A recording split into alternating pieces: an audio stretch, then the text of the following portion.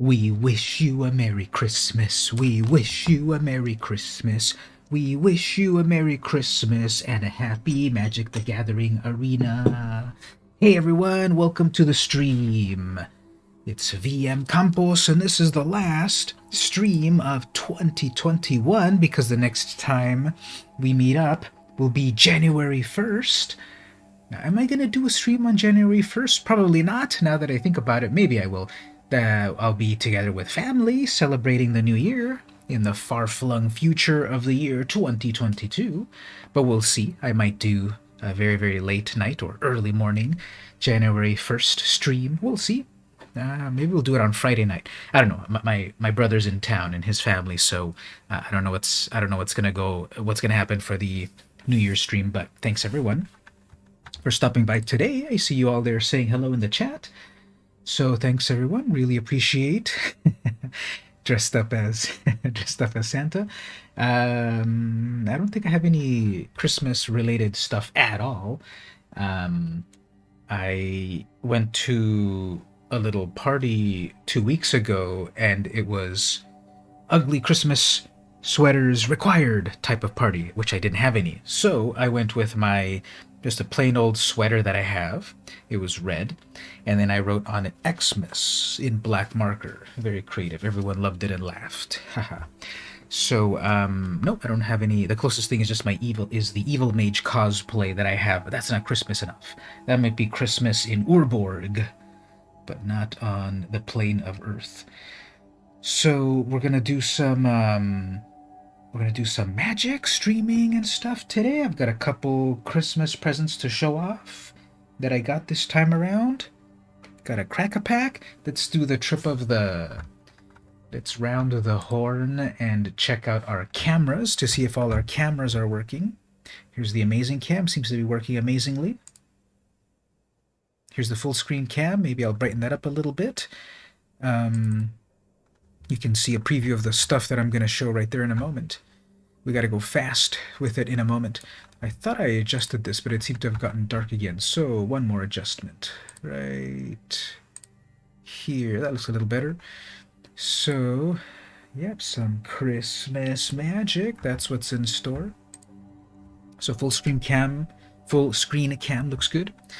Over on the web browser cam looks good. We can look up some Christmas stuff. Scryfall always puts a fun little bit of cards down at the bottom. If you ever notice, if you ever go to Scryfall to research cards, they always have a cool little thing at the bottom there.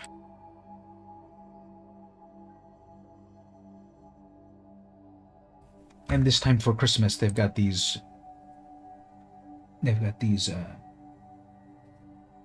magic-related cards.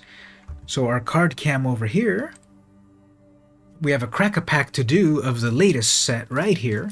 We're going to open this up. We're going to see how many planeswalkers we can get, how many cool new cards I can add to my deck to defeat my opponents. I hope I get a meerkat. And then the game cam is right over here. So we'll do some game. I got 2 rewards to get through today. And we'll do some gameplay. Oh, I need to change my schedule as usual. So let's change our schedule and my sound check. We'll do a sound check with... It's not too loud, is it? My cool reaction videos are not too loud.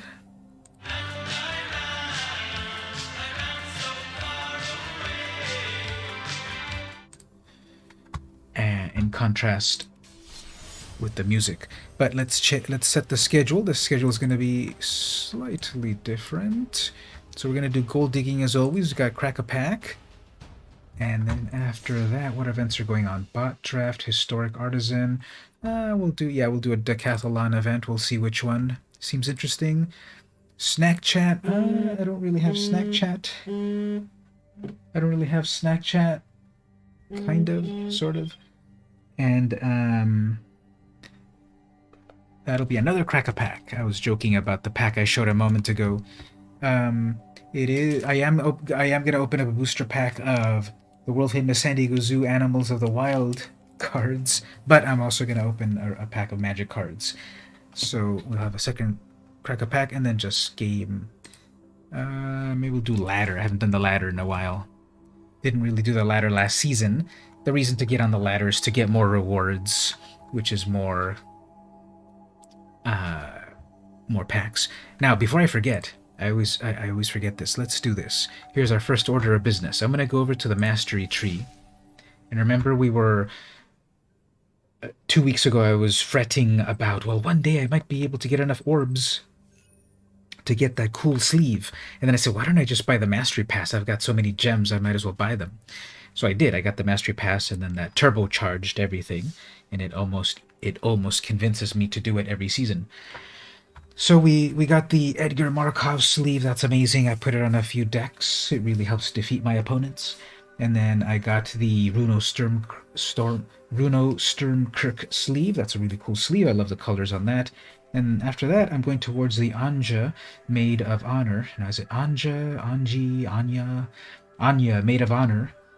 So I'm one away from that. I'm going to claim that one right now.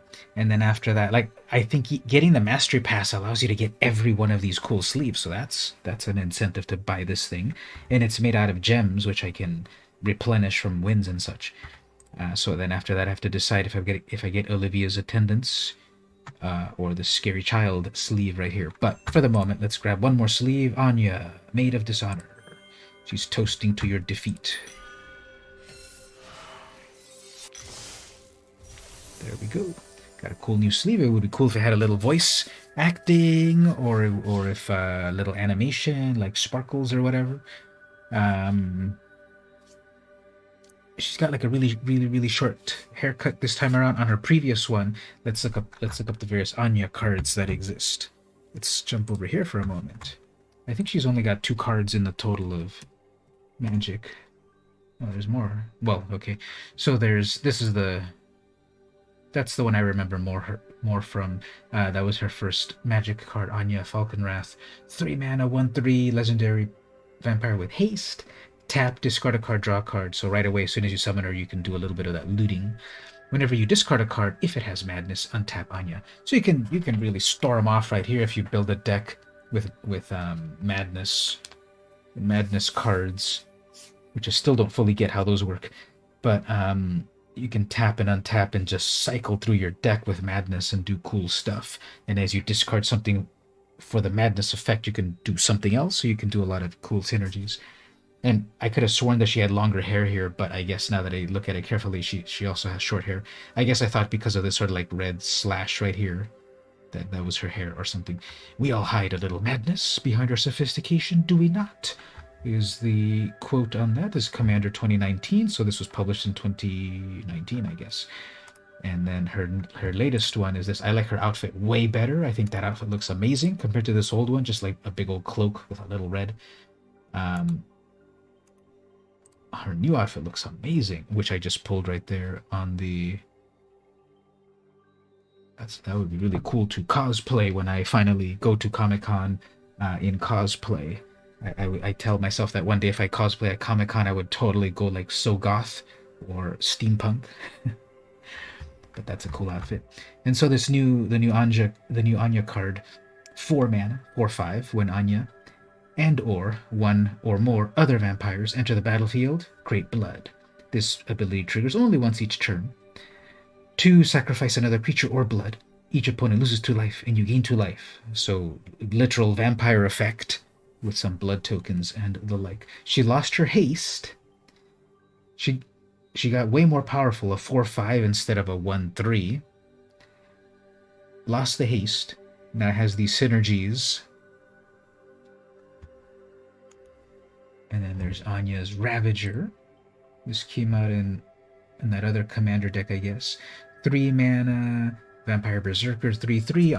Anya's Ravager attacks each combat Fable when Anya's Ravager. That's the Juggernaut effect, right? Remember the old card Juggernaut that it had to attack every turn? What was it, like a 7 mana 4/4 Juggernaut? Remember that old card? When Anya's Ravager attacks, discard your hand and draw 3 cards. So obviously works with the Madness effects. And when your hand is empty, wow, you're discarding your hand and then refilling it with 3, and it's got Madness built in. If you discard this card, discard it to exile. When you do, cast it for its Madness cost or put it into your graveyard. So it's such musical chairs, I still barely get it. So you got it in your hand.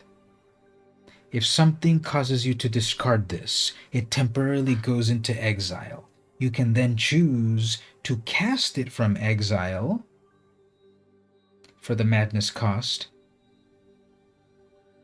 And if you do, it goes into play. If you don't, it goes to the graveyard. So it stays in the exile zone for a moment. And often Madness costs are cheaper, right? That's the big idea with it. So this is a 3 mana, and if you pay Madness, it's 2. But you have to have something to discard it. That's when I first saw Madness cards, I thought, I was just getting back into Magic, and I thought, like, how does this even possibly work? What's gonna make you why are you gonna discard your own cards and then cause madness? This mechanic is madness. And I still am sort of iffy on it, but I'm sure someone could show me the light on some amazing Madness deck. It just seems way too musical chairs for me. Yeah, so there's a vote there. I don't know. I don't like it either. It's weird.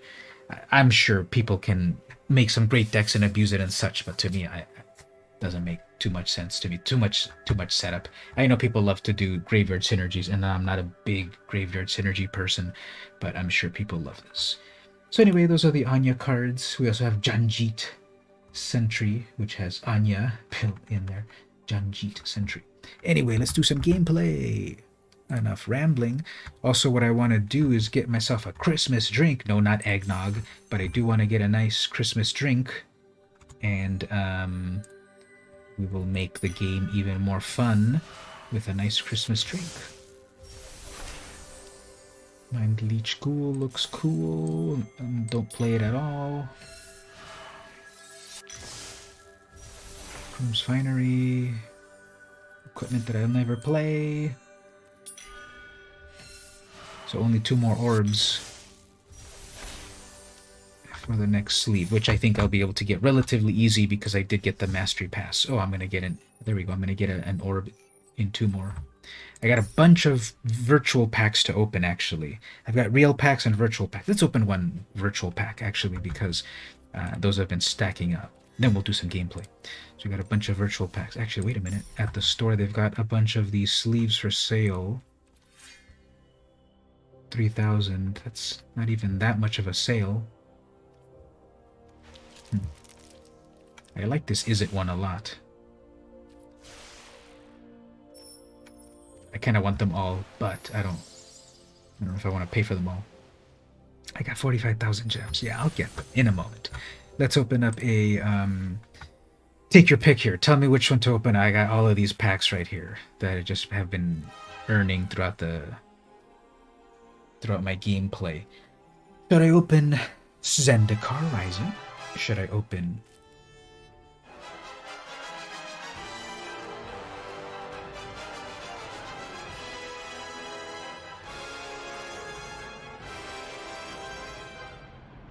That's interesting. I just hovered over the pack and it had an amazing little song. Do all of these do that? Yeah, I never noticed this. Hovering over these packets plays their music.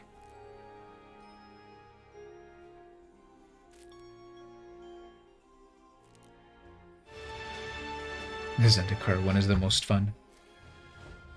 These other ones are too calm. Yeah, because it's Adventure World. Yeah, the Zendikar music sounds cool. All this other stuff sounds way too ambient. Anyway, let's open at least one. Tell me there in the chat which of these should we open up. Zendikar Rising, Adventure World, Kaldheim, Blood on the Snow, Strixhaven, School of Mages, Dungeons and Dragons. Okay, Magic the Gathering, Magic: The Gathering dash Dungeons and Dragons: Adventures into the Forgotten Realms is the official name of that set. Innistrad Midnight Hunt or Innistrad Crimson Vow. Which of those should I open up? Plenty to choose from. Tell me there. I'll open up one at the moment. Then we'll do some gameplay. Fix myself a nice drink. Show off a couple of Christmas presents and have a fun time.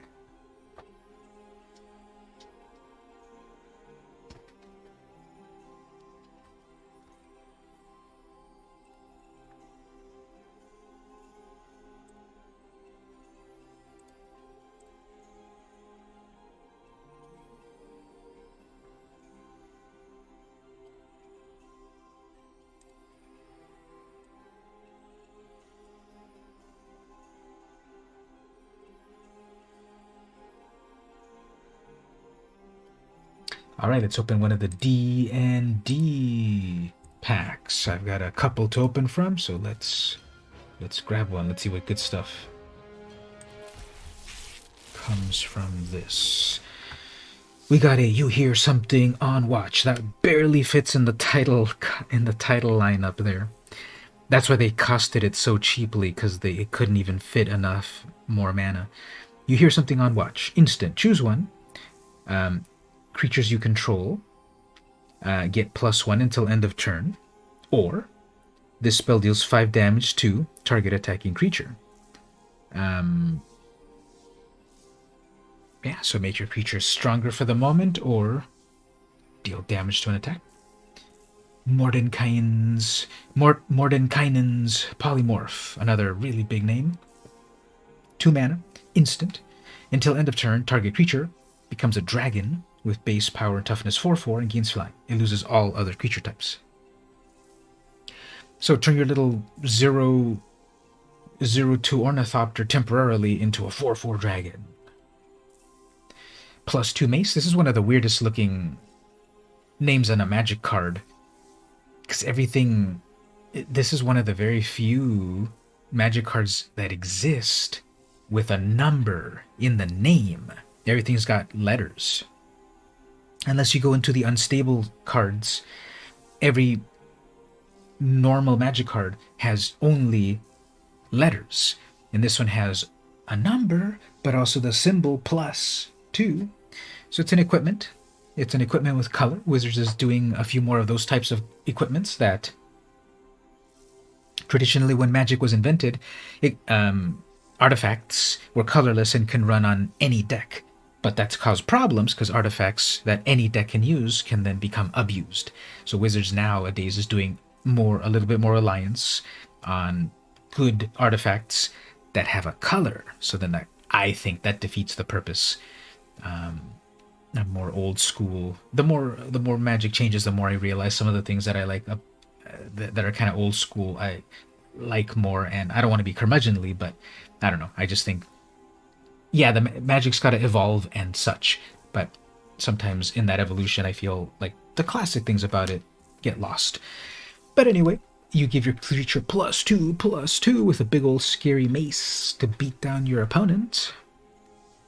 Bar the Gate, 3 mana, instant, counter target creature, or planeswalker spell, and then venture. So when you venture, you get to pick one of 3 dungeons. You go through each of those rooms, one at a time, and you get some cool stuff. Gaining life, making treasure, scrying. At the very end of this one, you get to draw 3 cards and play one of them for free. I love this. The Dungeon of the Mad Mage. Inspiring Bard, 4 mana, Elf Bard, 3/3. When this enters, choose one. A creature gets +2/+2 until end of turn, or you gain 3 life. You have a little doggy right here, 3 mana, 1/1, double strike.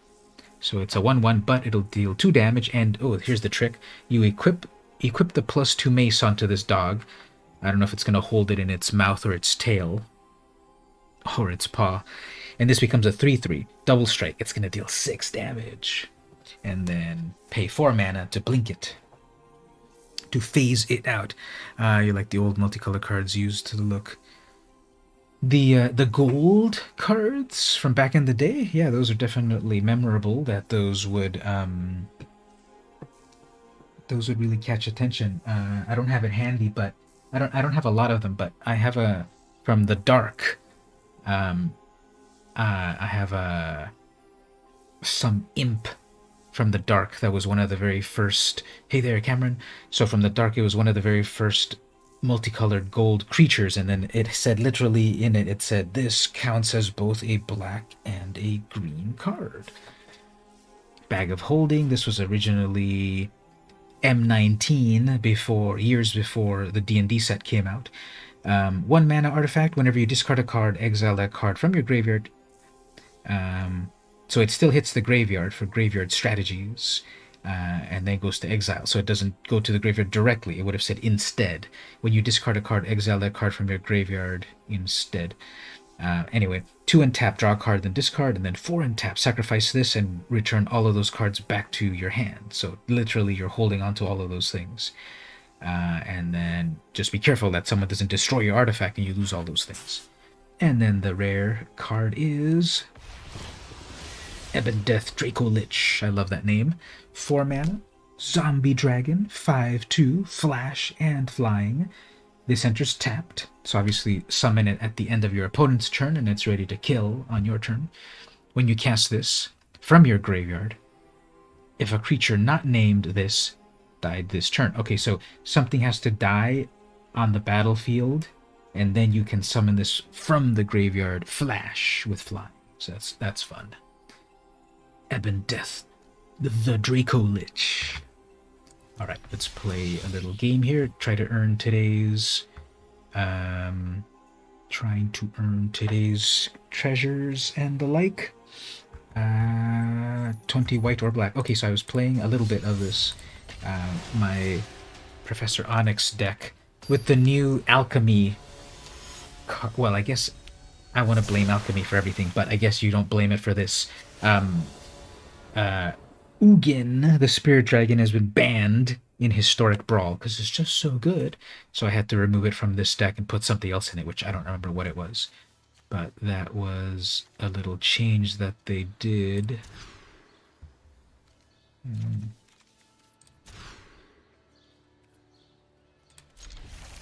That was a little change they did. Recently, they banned a very powerful card from Historic Brawl. Oh, look, they have the Heliod sleeve, and then I have the Erebos sleeve.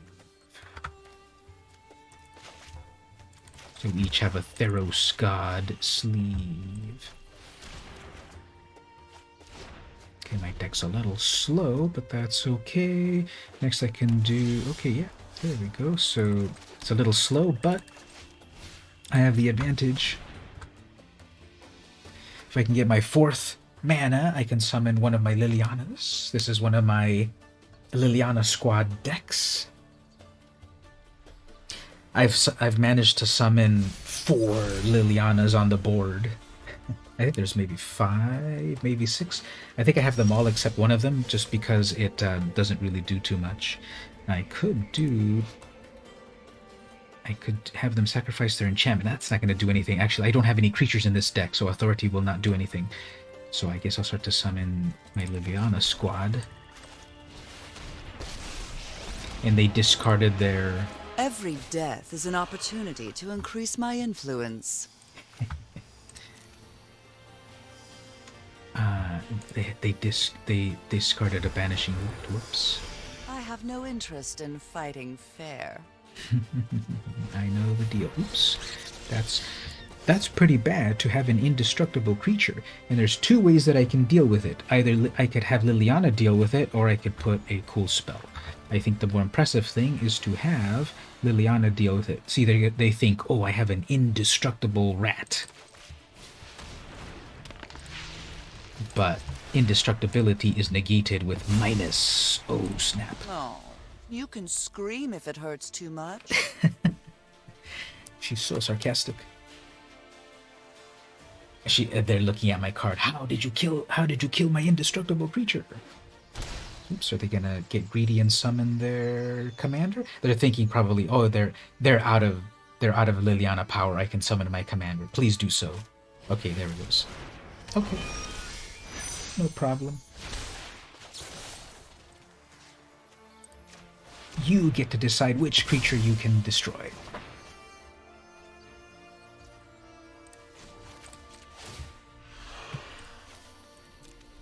With all the new vampires, you can make a nice theme deck. Yeah, remind me. Maybe we'll make a new vampire deck in a bit. Maybe I can redo my veto deck. Loss.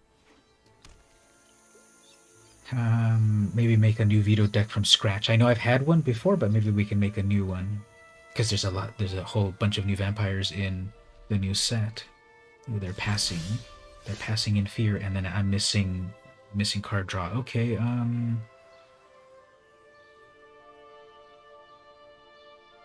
fine, we'll keep doing discards. We'll keep Liliana's Triumph. They have to discard their Wrath of God. We just need one more mana, we can get Professor Onyx on board.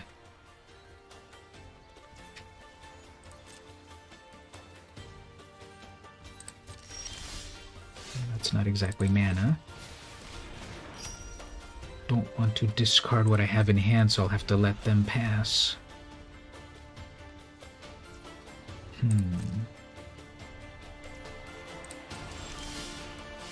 Okay, we can do a discard here.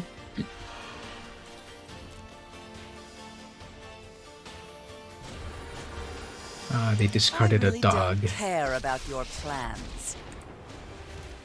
And Open your books to page 17 or something. I really like that I changed my settings so we can definitely hear. There has to be an answer here. I really like how I changed my settings so you can really hear the Planeswalker sounds. That was a really funny one with Professor Onyx. Open your decks, open your books to whatever. Oh, another Liliana. Okay. Let's draw some cards. See, eventually when the people see so many Lilianas on board, they're like, they like nope out of the way.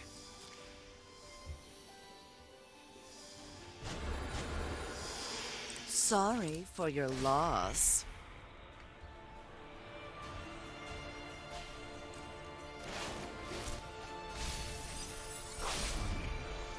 Come on, there's got to be something useful. Okay, the opponent has Sanctum of All. Okay, that's a good one.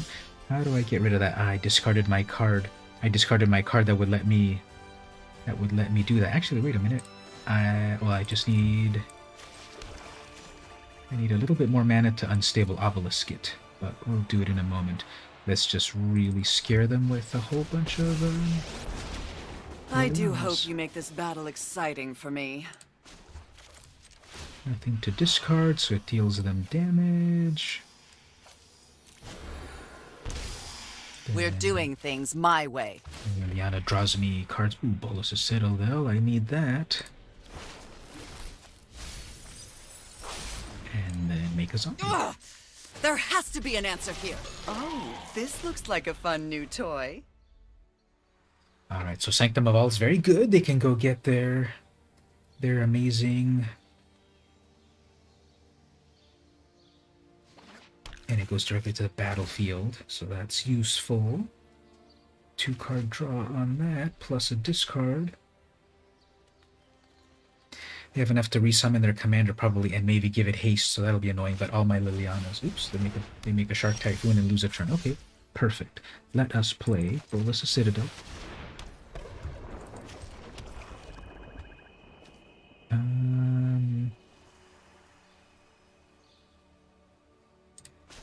Let's ultimate Professor Onyx. Well, I'm done here. This is why I'm the teacher and you're not. So they're gonna lose 21. Well, they're just gonna lose. The end. Math. They're gonna. So when you ultimate Professor Onyx, let's do a little math here. Each opponent may discard a card. If they don't, they lose 3 life. repeat this process 6 more times. 6 times, or 7 times 3 is 21. So if they have no cards to discard, it's 21 damage. They discarded 1 card, then they had no more cards to discard, and they're dead. So that's my Liliana squad deck. So I needed removal. Instead of needing removal for their things, I just did player removal. All right, so that's a good way to get the stream started. Let me do a little pause. I started earlier than usual. Thank you. I started earlier than usual. I'm going to do a quick little pause. I'm going to go mix myself a little drink to start the Christmas cheer off just right. It's not eggnog, but I'm going to get my drink. Then we're going to keep the Christmas stream going. I'll show a couple of Christmas presents in just a moment. But yeah, be right back one moment. I need to set my new BRB. BRB, where's my BRB screen? Right here. Nope, right here. There we go. Okay, so, no, not ended. Be right back. There we go, Sarah. Be right back.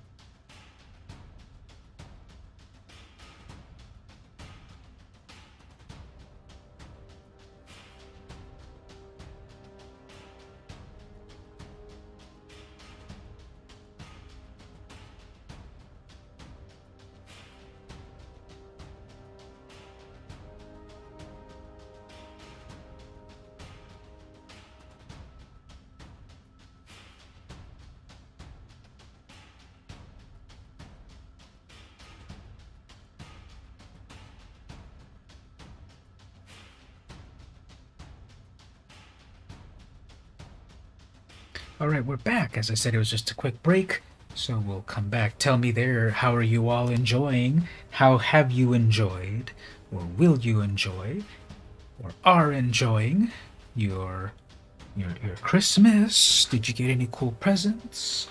I'll show you my presents in just a moment. Today's stream is sponsored by Southern Comfort, which is the classic flavored whiskey liqueur beverage thing. Stay in school, kids.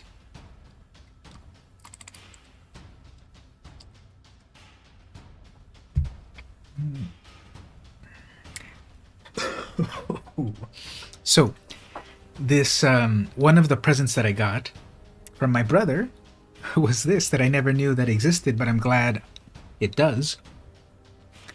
If you gotta go fast, Sonic the Hedgehog, and it makes sense, Sonic the Hedgehog has his own energy drink right here. I wonder if it's officially endorsed by Sega or whoever owns it now. Distributed by Boston America Corp, Massachusetts. Sega is copyright Sega. Sega, the Sega logo, and Sonic the Hedgehog are either registered trademarks or trademarks of Sega Holdings Co. Limited or its affiliates. And so yeah, this is pretty fun, isn't it? Yeah, that's one of the best presents, right? Family, the future in your hands, and a nice smile.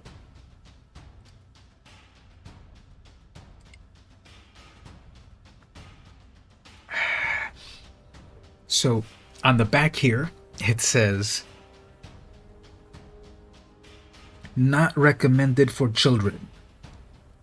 So you're putting a children's cartoon character on your product. And some oblivious parent is gonna buy it because they see that they like to play Sonic on the Wii, on their Wii, and they buy this for the children. Like, yeah, Sonic beverage, cool. There you go, Timmy. And then the package itself literally says not intended for children, not recommended for children. And it does have 120 milligrams of, oh no, it has 100 milligrams of caffeine per serving, one can. So that was one of my presents. That was from my brother. This other one is a cool. It's pressed. It's first cold press hedgehog juice. Exactly, that's what it says in the back. So my brother got me this smart speaker from Sonos. I hear that they're a good brand. I don't have any Sonos speakers. People speak highly of them. Back in the day, remember the Bose speakers? Those were like the ones that you would see on infomercials. And I would see those Bose speakers and they looked so amazing because of their sound channel built into the plastic thing. I never had one, but that was like the pinnacle of sound, just because the advertisement told me it was. And nowadays, so Bose is still around, but now Sonos, I think, is like the bigger name in like high-tech speakers. So it's a speaker. It's a really fancy wireless speaker. It's like a mini sound bar. I already had like a portable little speaker thing that I got a while ago from JBL, which works just fine. The volume power on that is good. Self-contained. No, it's not JBL. Altec Lansing, and this was cool. I don't think my brother knew I had this, but he got me this, which I'm sure cost like 5 times more than what I paid for this one. And bless him, getting me expensive stuff. I'm not gonna pair it with my phone. I don't really feel I need it for the phone, but I want to pair it with my TV. I could use some new speakers for my TV. And so the problem is that these brand new types of speakers are just so high tech. Everything runs on an app now. This has no inputs, I guess, except the USB-C to charge it, which I doubt is for data. And it needs an app. And I wanted to pair it to my TV, and I went to my TV, and I went to the Bluetooth menu, and then I turned this on, and I went into pairing mode, maybe, and it never paired. So I think I do need the app. Then I went onto their website, and it says, to activate Bluetooth mode on your Sonos, download the Sonos app. So yes, it's brand new and amazing technology and the like, but it's like I just turn it on and pair to my TV. I don't need the app and everything, which is then they're gonna want to get you on their mailing list and probably ask for your email and everything. So I'm sure it's good. I haven't had a chance to use it yet. It's just that hoop. You know, Grandpa can't set up his speaker, but do that eventually. And I appreciate it from my brother. And those were the presents of note. I got a couple of clothing things, pajamas and the like. Those are always useful. And that was my Christmas. I remember previous Christmas I also got like some video game books or whatever. And this year was a little bit more sedate, which is fine. Not a big deal if I don't get some big amazing things. These things that I showed here are cool. That energy drink is a little bit more of a gag gift, which is fun. But I might drink it on the stream at one point. If I start my stream at 1 p.m. instead of 8 p.m., I might be able to make it. I don't drink energy drinks at all. I drink coffee, I guess, but aren't energy drinks worse? Okay, let's do some more gameplay. I'm getting close to my reward, and then I'll switch decks for the other reward. So according to the post, I haven't seen the yes, exactly. I have that handcrafted from authentic New Zealand pine or balsa wood. What did you say it was made out of? But anyway, imported, handcrafted. I've got a imported, handcrafted amazing gift coming, so very much looking for that. I haven't seen it in the post yet, but I'll save it and then open it on the stream. That'll be fun, right? I think we'll do that when I get it.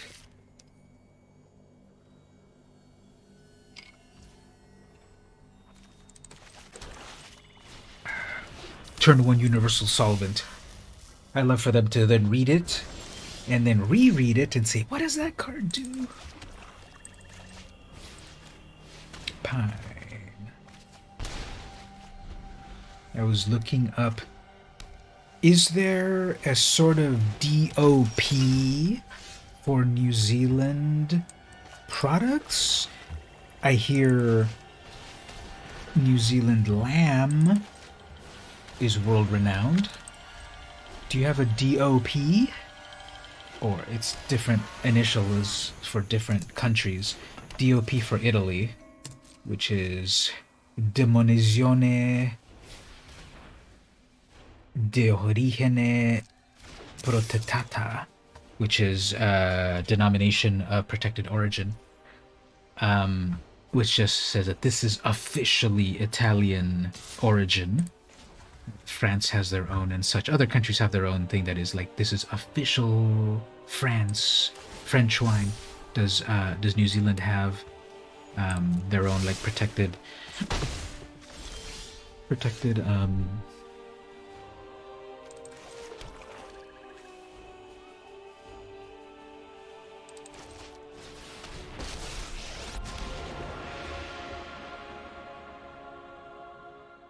This Liliana doesn't have any voice acting. I guess they didn't want to pay the actor.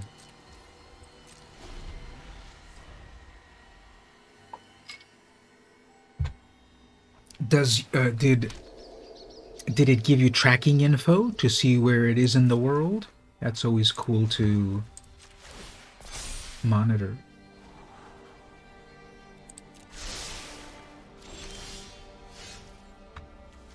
Let's see if they counterspell this.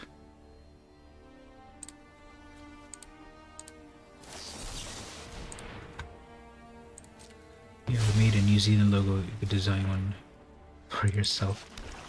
Yes, but is it an official government saying? Because I was reading about DOP, and it says in Italy, if something is DOP, it is so specific. It has to be. There's so many criteria. Because made in Italy, it means nothing. But if it's DOP Italy, it means that it was like balsamic vinegar.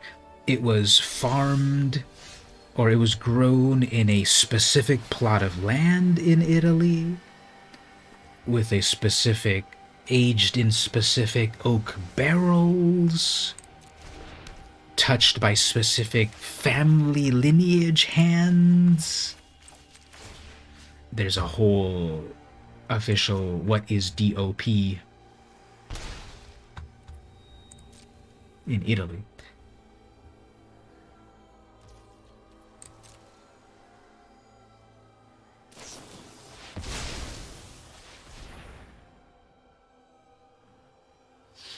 Okay, they're gonna amass 5.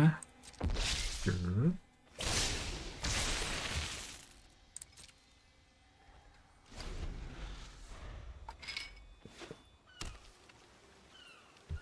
Yeah, I think many countries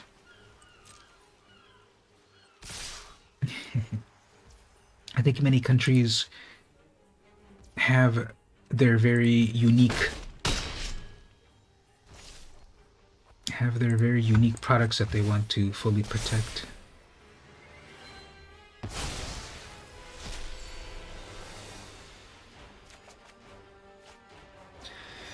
Alright, so I want to summon my Planeswalker, but they probably have a counterspell up, so let's try to bait out a counterspell. Okay, they're still not they're still not... If they have a counter spell, they're not using it. I guess I could re-summon my commander, but let's try to do a board wipe. So this is evens. There's the counter spell. No, they're gonna do a sacrifice. Kill your creatures, draw cards, probably. Or maybe they're over here. They're getting priority, so they probably don't see what they can play, but they can do an access tunnel. Oh, they're gonna do a sublime. Okay, fine. Oh, it bounces back to the hand at least. If they didn't counter that, so okay. They're still looking at Professor Onyx like, how am I gonna deal with it?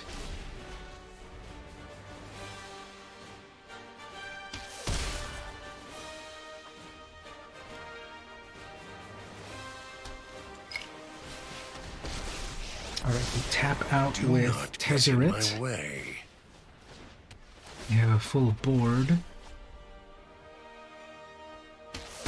Do a board wipe, although it'll leave the Sky Scanner intact.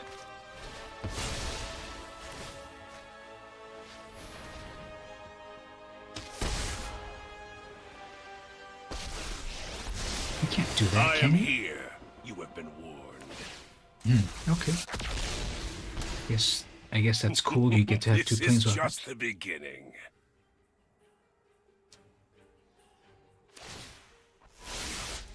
Excellent. Okay. Well, let's try to rebuild here. I guess we'll do a board wipe.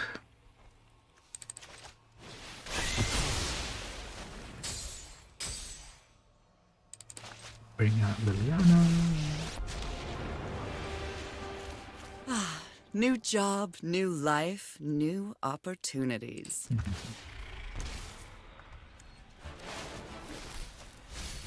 So let's see how this goes. Come on, there's gotta be something useful. Ugh. If I can get my... Ooh, Aether Flux, okay. If I can get a tutor card, I can go tutor for the Abyss, and then there's my win condition. If they don't counter it. They're trying to Aether Flux Reservoir me, okay. No problem. More power. I get stuff back from the Your graveyard. end is near.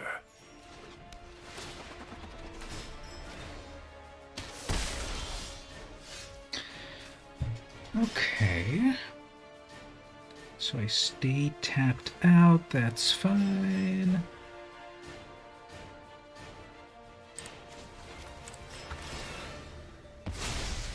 You'll learn the power of death.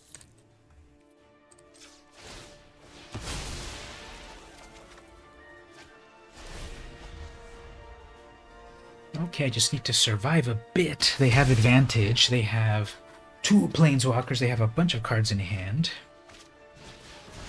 They have a Gadwick, which draws them more cards, I think, but... Okay, 6 card draw, but then... I don't know, let's see if my Underworld Dreams... Let's see if my Underworld Dreams helps me, because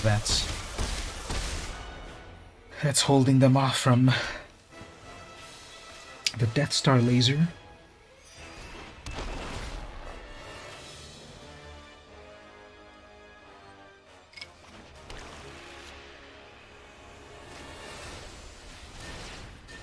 Another card draw.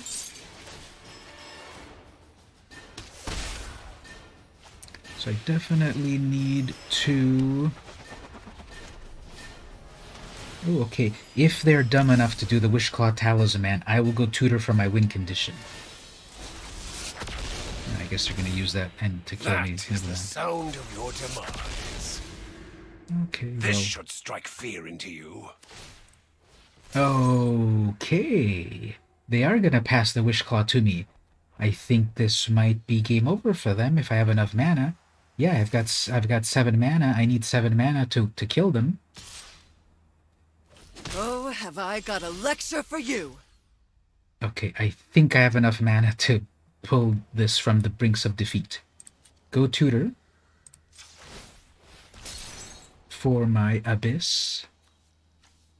4, 5... that's 7 mana. I needed 8 mana for this to work.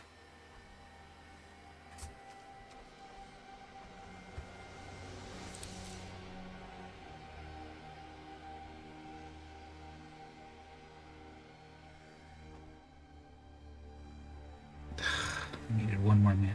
No, wait, I do have 6. I do have the mana. What am I doing? I've got mana rocks. I was only counting my lands. Yay! Mana rocks for the win. Okay. So,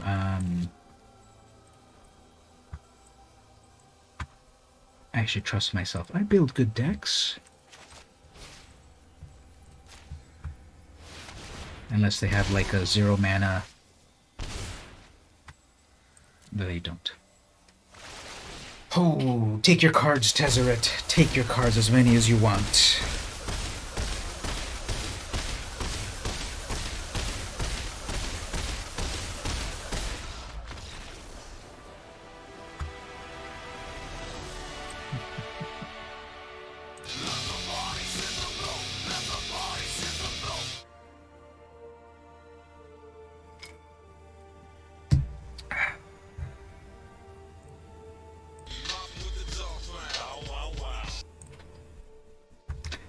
Yeah, I should trust myself because I was only counting my lands, 7 lands, but I had 2 mana rocks, and that was enough.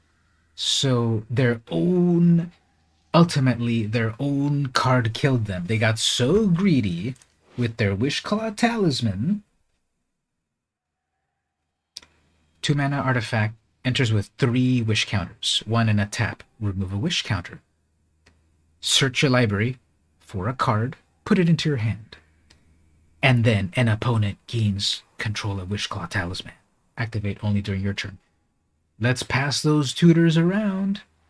And so they tutor for who cares, and then they passed it to me, and I had enough mana to go tutor for my win condition. I already had half of it on the field, the Underworld Dreams. We've seen the Peer into the Abyss as an instant kill. So thank you. What's my opponent's name? I never pay attention. Black Scotch 2030. Your time has come, and yep, that's... You want cards? There's all the cards that you want. Drown in cards. And I think that gets me my wins, my treasure. It's so cool letting it go off, right? Especially when it's in the digital format that here they put cool animation and such. In real life, it's less impressive, but it's still very impressive to say, okay, let me go get my card. I play Peer into the Abyss, game over, good GG opponent, and then they don't even know what's going on. You have to explain to them. You just drew your half your library and it kills you. All right, so we got that gold. We have another. Let's re-roll this and see if it comes in better. Come on, give me better gold. Better gold. Yes. Okay. Cast 40 creatures. Which of my decks focuses on creatures?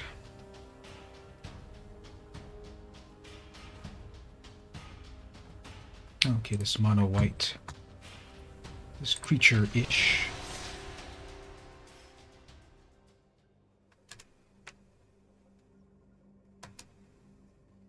Oh, friend of the podcast, the Cuban Gamer, is currently live at the moment.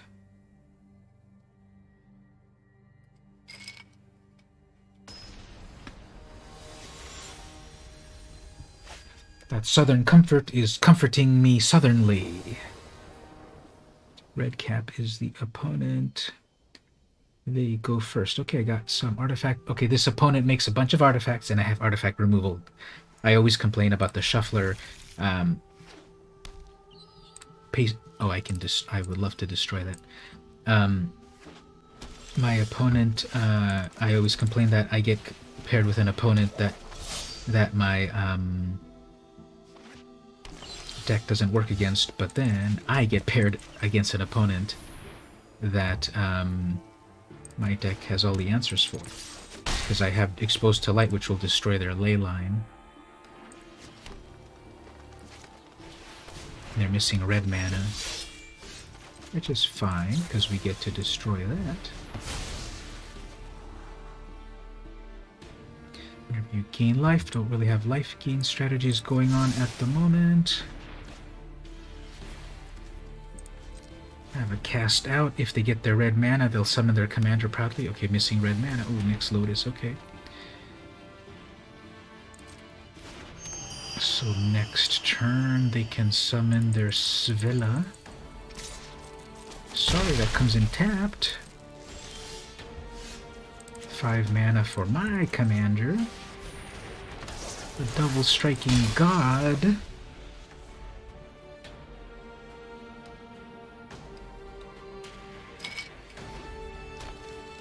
They got all their green mana. Ooh, and then nothing. So, 6 green mana open. I love playing with Oketra because then Oketra just makes a bunch of zombies. It's disgusting. But let's see if they have any tricks over here. No tricks, okay. No problem. Let's make Oketra a little bigger.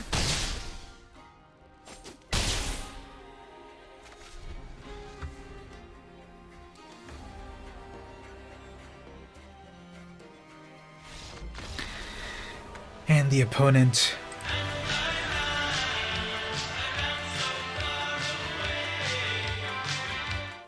So did I tell everyone that I'm learning to play piano? I probably mentioned it a couple times. Iran is one of my favorite songs from the 80s. With my friends in real life, famously, I joke, and it's mostly true, that I'm not a fan of 80s music. But Iran, unironically, is one of my favorite 80s songs. I love the video too, unironically. And I now that I'm learning piano, if you look at the video right here,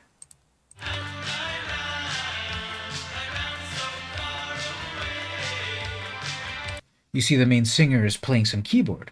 So the funny thing about learning an instrument, kind of like learning a language, is that when you don't know the instrument or the language, it just is so gibberish. I remember growing up with Japanese animation, and once in a while watching subtitled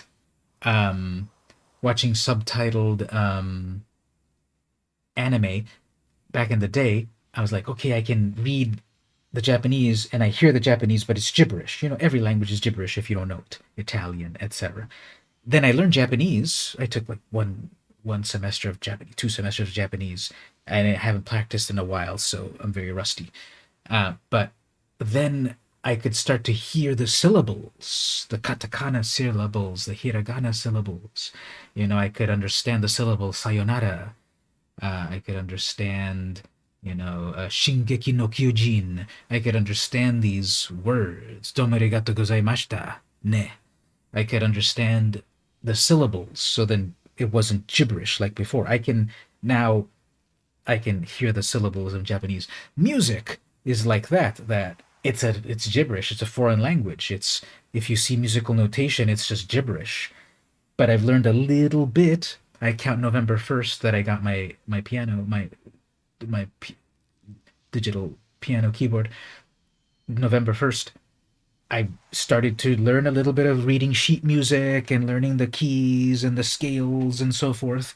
And there's a long way to go, but music isn't like gibberish anymore like it used to be. And playing right here the music clip,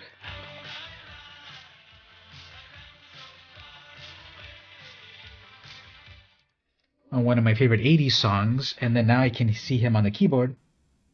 He's doing nothing meaningful. He's playing an A, a G, and then a chord, and just over and over.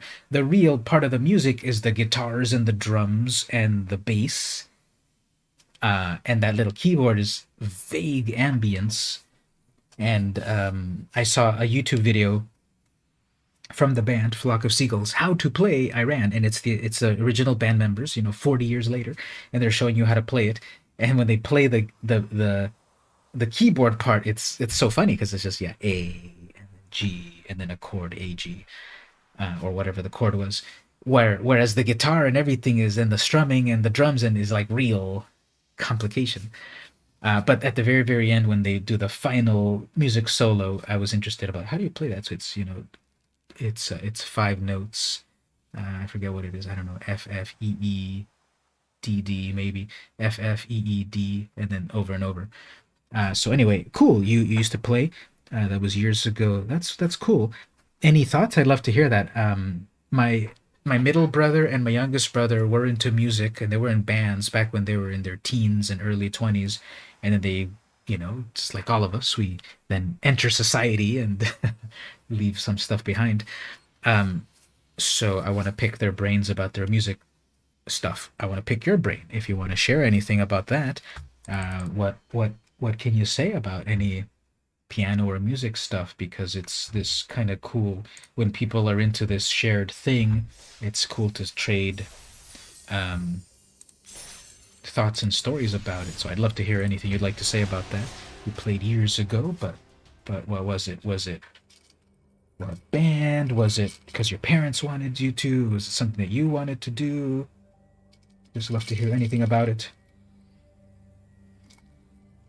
For myself, it's kind of the late bloomer thing of when the pandemic started and the stay-at-home orders started.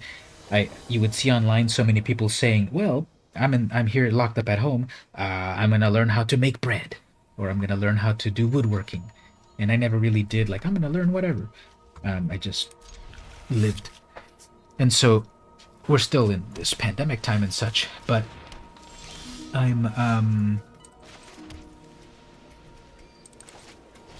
I thought, maybe I'll learn an instrument. And so I bought a piano from Best Buy. I got it on November 1st, and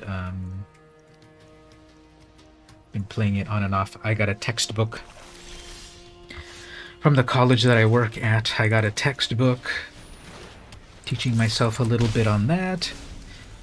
I need to get back to the lessons, because what I've been doing is I've then just gotten the bug. Oh man, I've gotten the bug of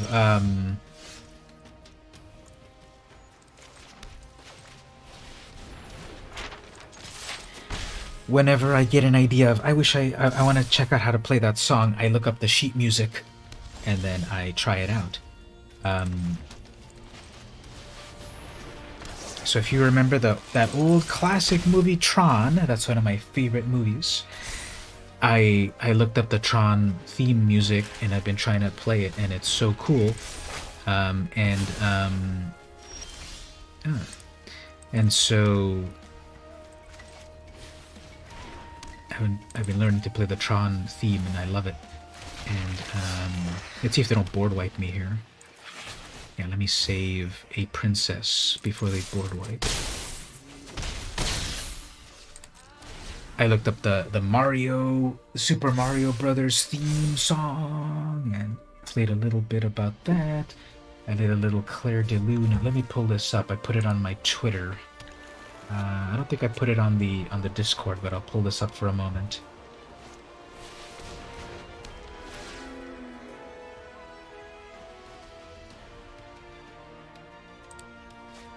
So Claire de Lune is obviously like 5 minutes long, and I played 5 seconds of it, and I'm very proud of it. Oh man, why did you kill my poor little cat?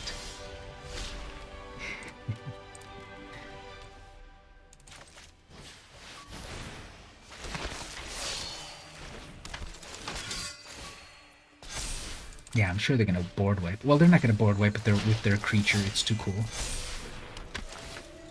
Ooh, that is double striking 6/6. How can that be?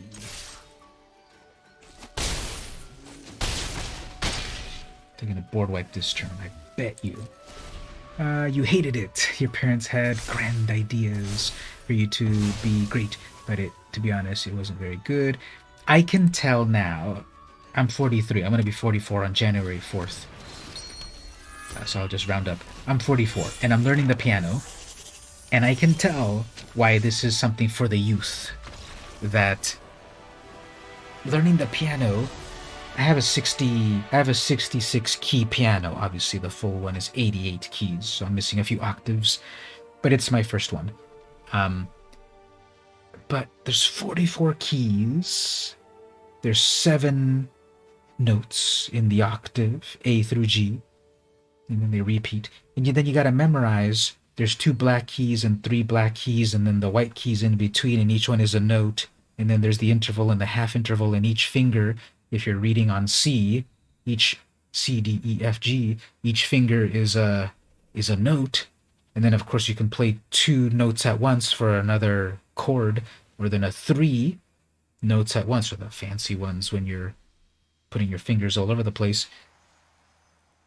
And so there's like millions of notes that you can play out of an 88 key keyboard. I'm sure that you can do the math about how many notes that is. That's millions of types of possible notes.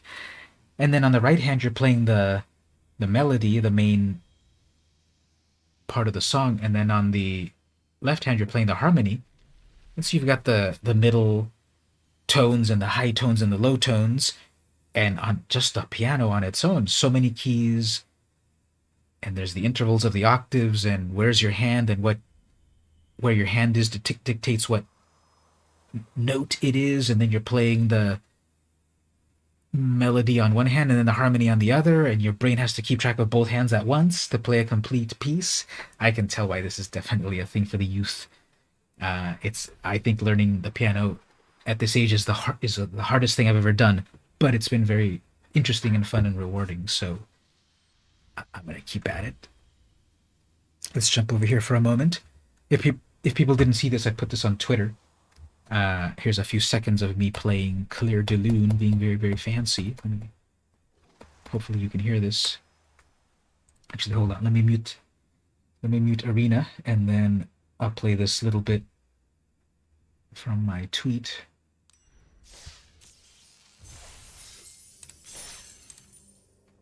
Just one moment. Okay, let me mute Arena, and then I'll play this a little bit here. Tell me if you can hear it or not, and then I'll replay it.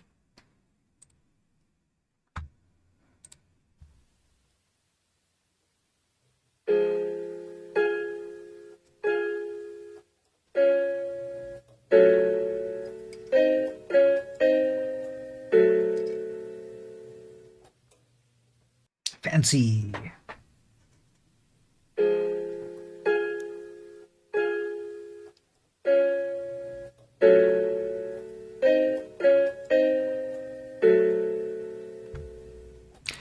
Yeah, so that was X amount of time looking at the sheet music and trying to memorize those 10 notes, 10 seconds out of a 5-minute piece, and pretty proud of that. Hey there, Geo, how are you doing? Thanks for stopping by. Merry Christmas. I was just showing off for a moment, so I'm learning how to play the piano, and then just playing a little bit of, on my Twitter there, showing off a little bit of Clair de Lune. We'll get back to the gameplay in a moment. How are you doing? Okay, especially making friends in the community from Twitch. Oh, sorry, I missed something. What did you write there? During lockdown, it motivated you to learn game dev. Yeah, that's cool. Yeah, especially there on the, when we have so much time to do, and then that game dev that you're getting into, I think that's a very good endeavor, and that's cool that you're saying that you're getting more motivated and getting back to the community, so definitely keep up with it. Don't forget to share stuff on the on my Discord if you want, so you can get more people seeing your stuff.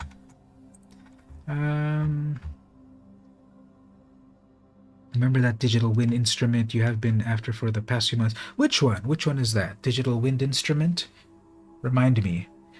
The digital aerophone. Don't quite remember, but let's look it up right here on the aerophone. I have too many things, so sorry if I forgot. But oh, that looks cool. Let's go for the most expensive one. This looks definitely like it's coming out of StarCraft. Is this what the Zerg play on StarCraft when they're not killing us? Looks really cool. That's obviously the big fancy one, but you can get a much more affordable one over here. Cool. I wonder what the I wonder what the keys are. Roland's a very good company. So let me show you this. My family had this instrument. My dad got this a long time ago when he was little, or teens or whatever. And we've had this instrument in our family for a long time, and we never knew how to play it, and we just played with it, and we don't know what we're doing. Now that I'm learning piano, I asked my brother, "Do you still have that?" And he says, "Yeah, I still have it. It still works." So he's coming to visit, and he's bringing it. But let me show you this. I have to remember what it's called. It's a wind instrument. It's a half wind instrument, half harmonica sort of thing. What's it called? Let me just pull it back again from our chats. What was this? Just one moment. I'll remember it when I see it again.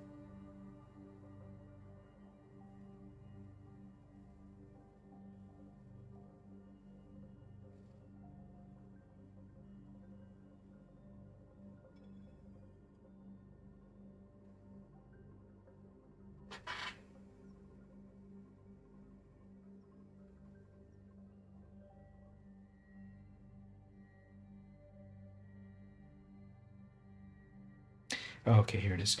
So this is a Hohner Melodica. It's so vintage. Oh, these are way too new. Where is my vintage? This is a vintage one from my dad's times. Here we go. This is it right here. We've had this in a version of this in our family for a long time, and I remember it and like blowing on it and playing it and like I don't know what I'm doing. And now that I'm learning piano, okay, I want to check it out now, and now I'll finally be able to play it 30 years later. I can tell that's middle C right there. So we got C, E, D, F, G. Yeah, there's an octave right there. It's got a couple of octaves. So he's bringing it, and that'll be fun to finally play this thing for real. So yeah, the Aerophone, your parents surprised you with one of those. Wow, cool. So, okay, catching back on the chat there. So you got one. Very nice. I can't wait for you to put some cool videos of yourself playing it. 31 is still finding your instrument to get into. Yeah, there's never too late of a time to get into these. As I was saying, I think when kids start off doing this young, they absorb it better. The older you get, then it's a little harder to learn stuff. But if you're really into it, you had an old school teacher that used to make you keep your hands flat. She would put a coin on the back of your hands, then smack them if the coin. Oh man, that's just the classic old school educators, right? That they would smack your hands if you didn't do something right. But it doesn't make sense. Like, keep your hands flat. Like that's so draconian. You don't need to be a good piano player by keeping the coin on your hand. You know, is she gonna smack Ray Charles's hands and Little Richard's hands when they're playing the piano all like this and making amazing music? So sorry that you had such a draconian teacher. If you ever want to learn video game music, highly recommend checking out Sydney's YouTube channel, Smart Game Piano. Let's check that one out. I was looking at Piano Note. She does some cool YouTube videos, but you're saying Smart Game Piano.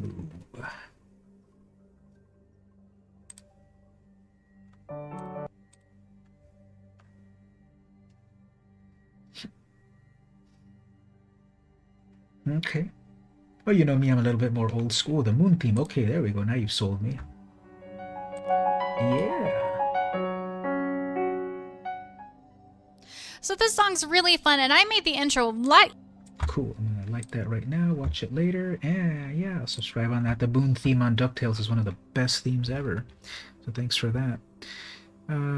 You've been doxxed. What happened? What? I'm just catching up on the chat here. So is everything okay, or is this just hyperbole that you've been doxxed? Because that's not good.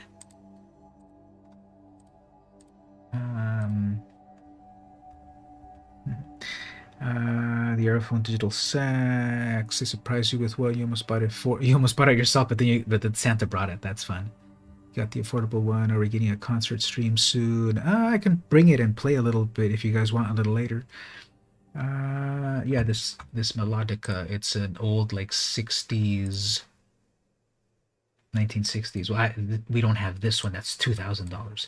We have this one that's $30. This exact green one right here, vintage Hohner soprano melodica, made in Germany. I remember that. You blow on it, and then you've got the keys, and it seems to have 1, 2, 3, 4, 5, 6. They seem to have different ones. So it's got at least 2 octaves. So that might be fun to play when they bring it down. Anyone want to duel? Sure, you want to do some arena dueling, or do you? I know you were asking about Yu-Gi-Oh and such. I don't do Yu-Gi-Oh, but if anyone wants to, yeah, we can do some dueling if you want. Ray Charles would never see it. That's too easy. You said his name, you said your name, but it's fine.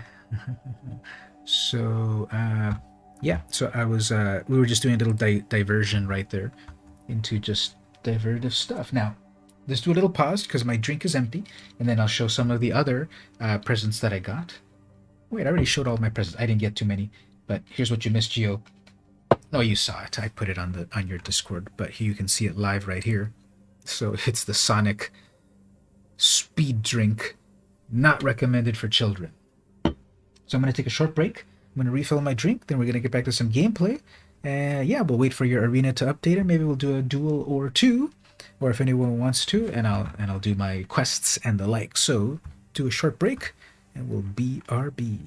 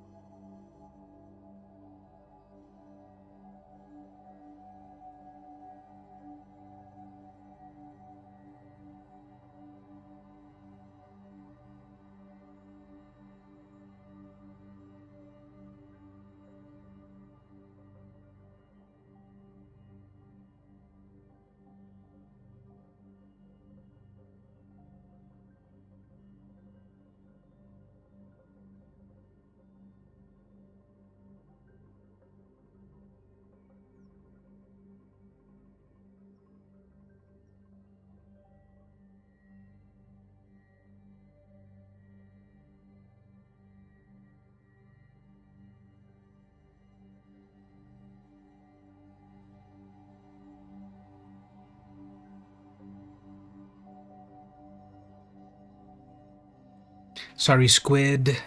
I will keep them separate. All right, let's get back to the game. There we go. Catch up on some of these chats over here. Communities. Exactly, you gotta go fast. Drink this, and then you'll be able to collect all the rings. Is everyone good so far? Having some fun time right here, doing a little streaming, getting a little liquid Christmas cheer. We'll get back to some gameplay, but let's do a crack-a-pack. We'll switch over to the crack-a-pack cam, and then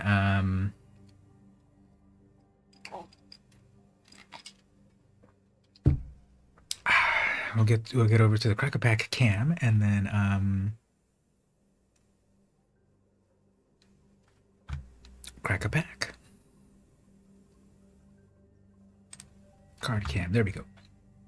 All right, so I'm opening up the latest set right here. I hope to get a really good Planeswalker and put it into my latest Commander deck and really defeat my opponents. So I have here the new set of the world-famous San Diego Zoo Animals of the Wild. I have real Magic cards. We'll open real Magic cards in a moment. But for the moment, let's open this. I've never seen these in my life. So let's see what we're in for here. 110 collectible cards to include 20 Eurasian animal cards, 20 African animal cards, 20 American animal cards, 15 island animal cards, 10 Australian animal cards, 10 children's zoo cards, 5 behind-the-scenes team cards, 10 stand-up activity cards, plus 4 bonus cards. For a free San Diego Zoo Animals of the Wild checklist, send your name, address, zip code and birthday and social security number to San Diego Zoo checklist, PO Box, whatever, Arlington, Texas. Now, the San Diego Zoo is in San Diego. Why are you sending your information over to Texas? This is not new. This is vintage. I got this at the comic shop. The comics and stuff that we have here in San Diego, they have a bunch of stuff in their storage of old stuff. So let's see if we can find a copyright on this because this is old. Get your San Diego Zoo Animals, whatever, display album, etc. San Diego, send $12 plus your birthday to Texas. For more info, whatever. Cards is a registered trademark of cards. Reserved copyright, the Zoological Society of San Diego. It'll probably have the copyright on the cards themselves, but I bet you this is from the 90s. Because over at comics and stuff, they've got warehouses full of old stuff. I've gotten some old stuff there, like from the 90s. So let's open up here. You always wanted to work at the zoo, and then you changed the game dev. Well, you could make a video game about working at the zoo.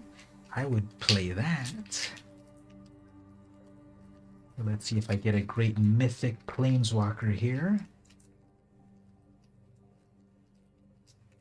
It's kind of hard to open. The glue, I'm sure, is 30 years old.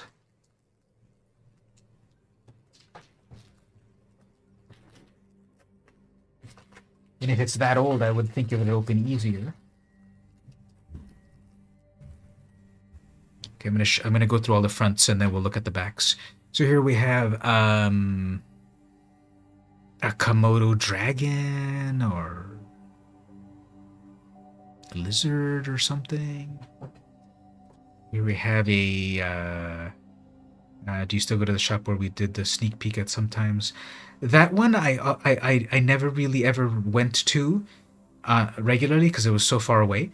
The one I would go to is the ones I go to are the ones at the Chula Vista shopping mall or the one in El Cajon.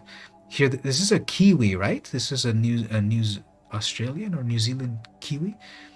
Yeah, it's probably a Komodo dragon. We'll look at the backs in a moment. So over here, I think that's a kiwi. And over here we have, I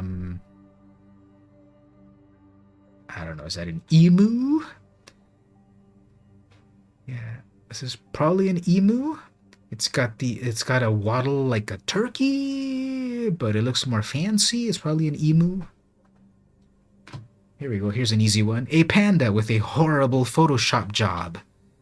Obviously, in the background were a bunch of tourists looking at the cute panda, so they had to do a horrible Photoshop job and remove it. Why couldn't they have put a blue sky? Like, why are you putting a weird red background behind a cute little panda?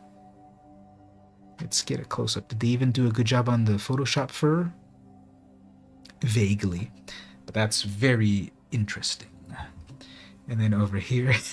and then over here we have Toucan Sam. And then, yeah, cool little toucan.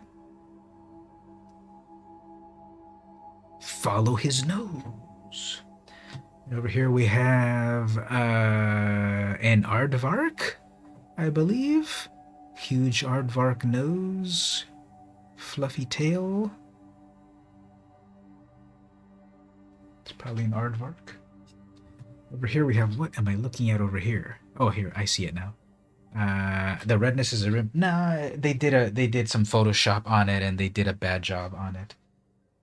But if it's a misprint, I gotta sell it for big bucks. And then over here, what is this little creature here? It's got these amazing Wolverine claws. This is a Wolverine, I bet. Yeah, this is a Wolverine, right? Wolverine claws, and it's gotta be a Wolverine. We'll look at the backs in a moment. But it's got a cool... oh, it could be an anteater. That's a good point. Yeah, is it an aardvark or an anteater? You're probably right. Probably an anteater. And then this is, oh, a sloth. Yeah. That makes way more sense. I was gonna say, it's got claws like Wolverine, and it's got white hair like Storm. But no, that makes sense. It's a sloth. And lastly, we got, here we go. We got a polar bear planeswalker card. Love it. So we got a little... Okay, let's look at the backs. So on the back we have... From the Americas, we have a polar bear. Ursus... What does that say? Ursus maritimus.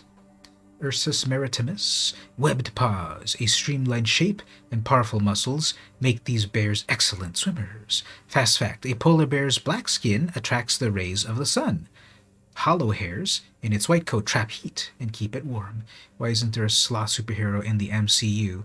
I wouldn't doubt it that in the comics there is a sloth character, but not on the MCU yet. Okay, here we go. 1993. Zoological Society of San Diego, 1993, cards distribution. 50% recycled fiber, 10% post-consumer waste. This is number 41. An animal planeswalker. That's a good point. They should make Ayula into a planeswalker at some point. So there's that one. Now let's see, is this a sloth? Was squid correct? Let's see. Two-toed sloth. There you go, you got it. Colepus didactylus.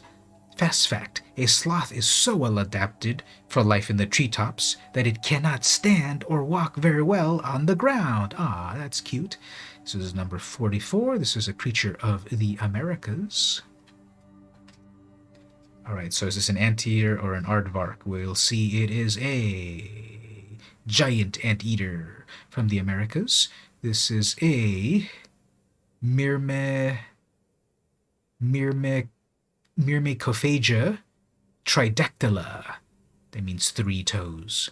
Fast fact, a giant anteater eats about 30,000 ants and termites in a single day. When you looked up your own question, it came up with, why is a sloth the 7 deadly? Let's name all the 7 deadly sins. Sloth, avarice, lust, gluttony, and the rest. So here we have then the toucan, which is a Ramphastos toko.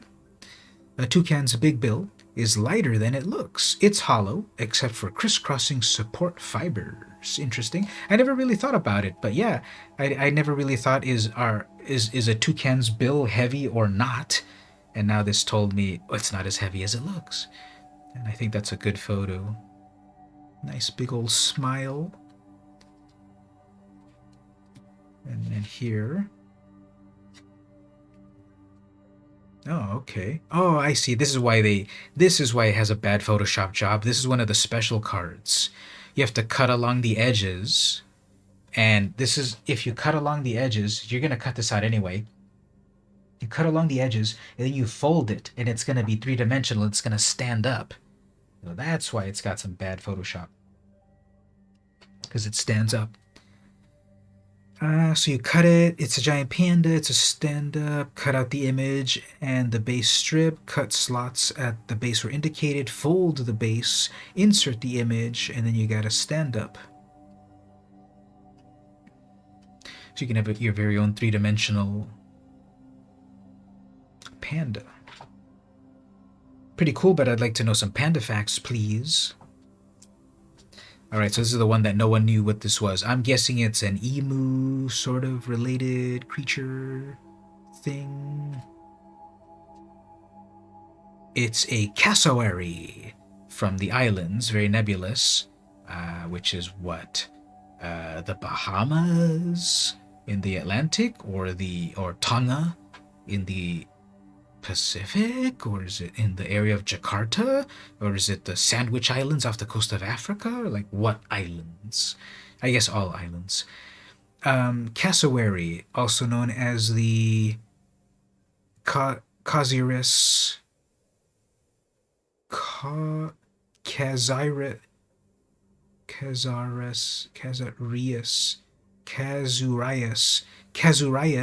sp, which stands for something. A cassowary uses its large, spike-like wing quills for fighting and defending itself. This has a different icon as well. Oh no, they all do. They have this little icon here. Cassowary, they have them in Australia. Oh, okay. So generically, islands includes Australia. Cassowary. And now we know that it has spike-like wing quills. And we have this one, kiwi. Kiwi. The Apteryx SP. What does the SP stand for? Because two of these have an SP there, and it's short for something. The Casuarius SP, and then the Apteryx SP. Well, let's ask the internet. So let's switch over to the webcam, the web browser for a moment, and look up the kiwi, and then we'll get the full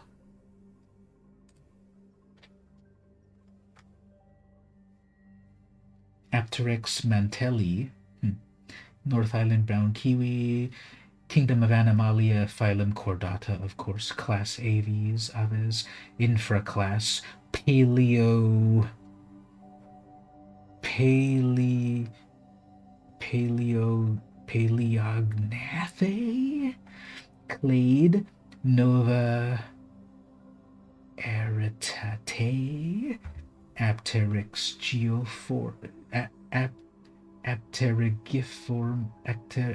Apterygiformes, Apterygidae, Apteryx australis. There's different ones, but not the one in the card. Apteryx hasti, Apteryx oweni, Apteryx rowi, Apteryx australis, Apteryx mantelli. What's Apteryx SP? What's that SP? It's going to haunt me.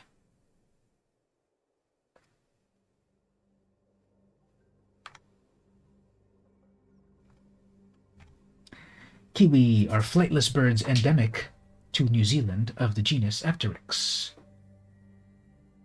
And family Apterygidae, approximately the size of a domestic chicken. Kiwi are by far the smallest living ratites, which also include ostriches, emus, rhees, and cassowaries. DNA sequence comparisons have yielded the surprising conclusion that kiwi are much more closely related to the extinct Malagasy elephant birds than the moa, with which they shared New Zealand. Interesting. Science. let's get back to here, and we were gonna see that SP species. Oh, okay, that's what it stands for. Thanks. So all the Apteryx species, all of them together, and then all of the cassowary species, casuarius species. Unlike most birds, kiwis use their sense of smell, not sight, to investigate their surroundings to find food. This one's so chill. And then the last card was the New Guinea free monitor. There we go. No one got it right. Everyone thought, yeah, it's a Komodo dragon. Nope, it's a New Guinea free monitor, known as the Veranus salvadori. It looks like a North Island brown kiwi. Yep, I believe you. So this monitor, these lizards smell with their tongues. A hunting free monitor constantly flicks its tongue to sniff out prey. So that's pretty fun. I got a bunch of random stuff at the comics and stuff, and I thought it'd be fun to just open a random pack of stuff. Which is your favorite? So everyone vote there. Did you like the polar bear? Did you like the cassowary? Did you like the anteater? The toucan? The kiwi? The free monitor? Or the sloth? I guess the panda, even though it wasn't the exact kind of card. So which one did you like the best? And which one do you think tastes the best with a little bit of barbecue sauce?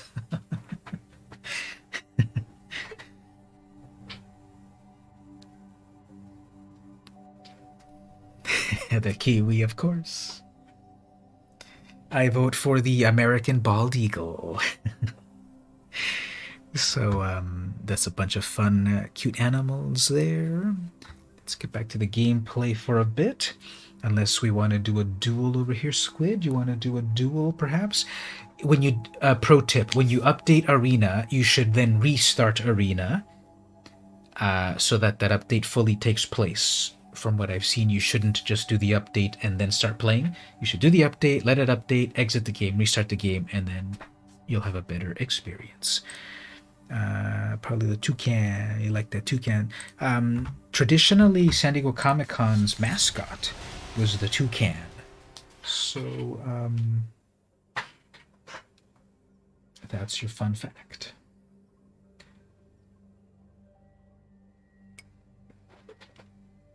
The kiwi is recognized as an icon of New Zealand, and the association is so strong that the term kiwi is used internationally as the colloquial demonym for New Zealanders.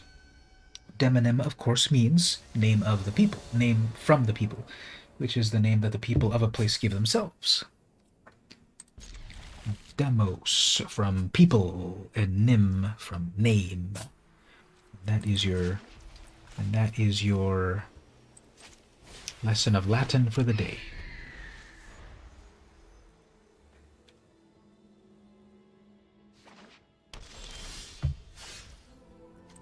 That's a good point. Yeah, I guess it still is.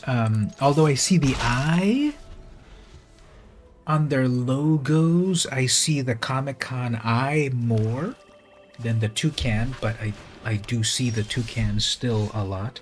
Ooh, this is going to be so mean, so of course I got to do it. Destroy your mana rock.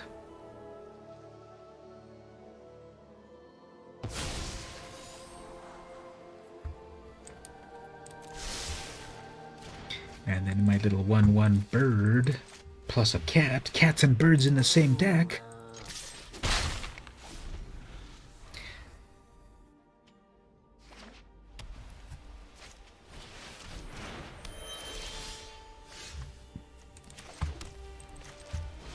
Sure, but I already got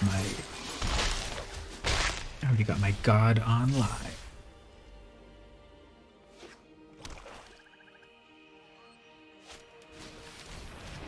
Oh man. I now have a 0-1 god. Fine. This is a prime day for justice.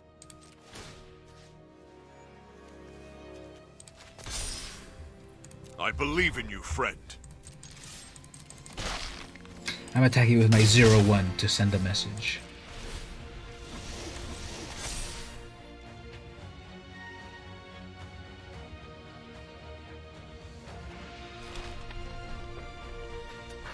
They foretold something. That might be Doomscar, which is fine by me because I can bring to life my...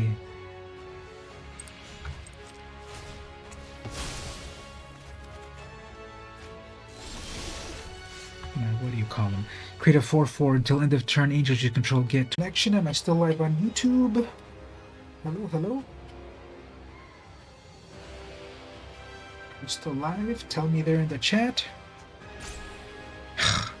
I'm getting timed out on Arena, waiting for server. How can I be waiting for server? Oh, there it is.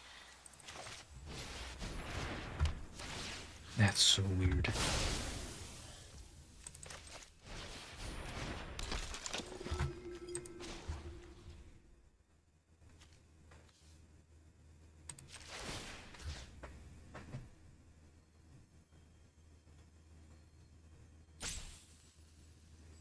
Still live, okay.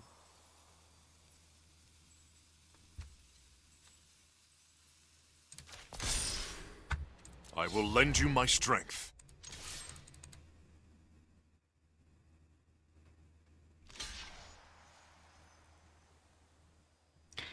That was a little weird that I got a disconnection sort of thing, but we're still live, so that's good.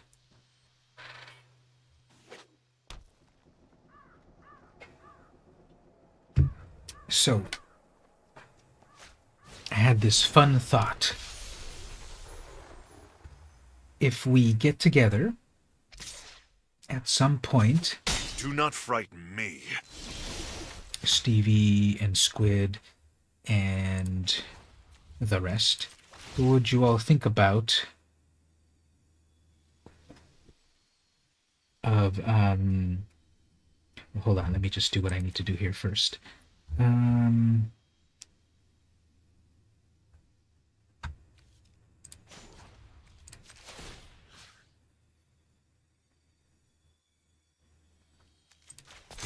gonna do a board wipe. I but believe in you. I'm gonna go out. You're cooking dinner? All right. Send us some. When you're done, we all want to taste.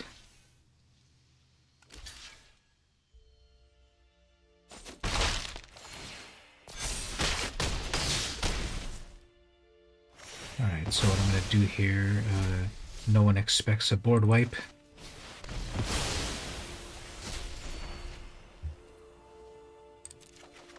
And Gideon is the only one that survives. LOL. Alright, so anyway, what I was saying. When we get together for a Commander game, how do you all feel about this? Now, the question is conditional. How do you all think about, oh man, Hour of Revelation? I surrender. What do you all think about maybe doing a fun Commander game get together with a little bit of fun juice? Yeah, that's what I need there. With a little bit of something fun, something to make the games a little bit more looser and not so serious, because some people in our play group play way too seriously sometimes with the most optimized cards, and that's fun, but sometimes it's a little bit more fun to have fun instead of having the best cards always.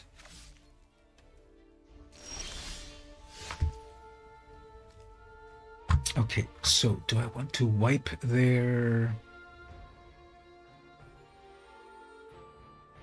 Yeah, Let's get rid of this good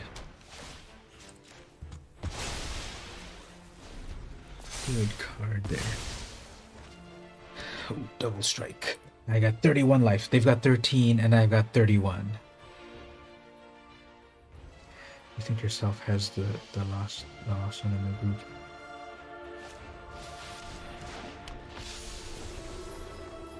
So there's been the range of people that I've played with that, like from the very fun range to the little bit more optimized range, and I'm kind of in a little bit more of the more optimized range, and that's cool. But I sort of feel that it might be cool to play a little bit more with the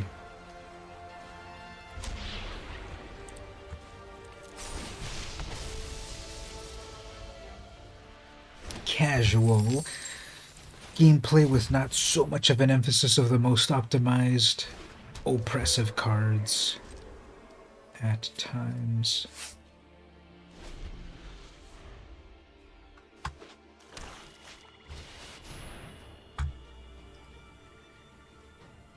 Oh man, Angel of Destiny is good.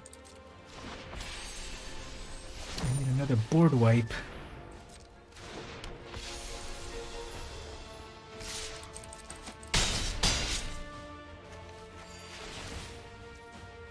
I need another board wiper. I'm gonna lose because ask and you shall receive. Okay, well, let's if they're too scared to block that, okay.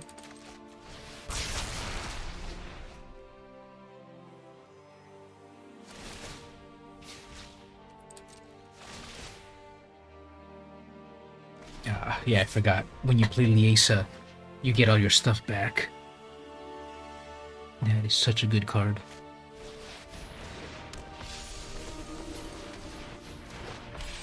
And we're back where we started. Amazing.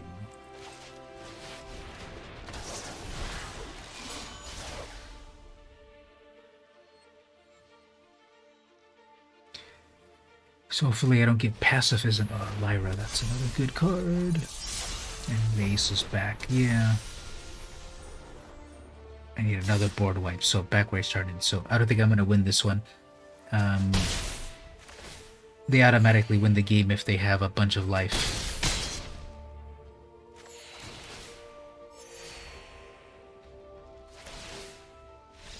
Like that.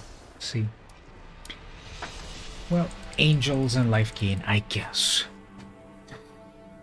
What you do every now and again with the kids is take out the boxes of commons. Everyone rolls a die, gets to build a sister card from whatever colors they get. That's cool. Yeah, I wish, you know, getting together and playing some games together is definitely cool, but TBH, and I don't see Squid in the chat at the moment, so if he was here I would like his opinion. But since I play with him and Stevie in real life and 2 or 3 other people, I feel that we've fallen into the power creep. This group has fallen into the power creep of things that, like, why would you play this card if this card is better? It's because I want to play this card.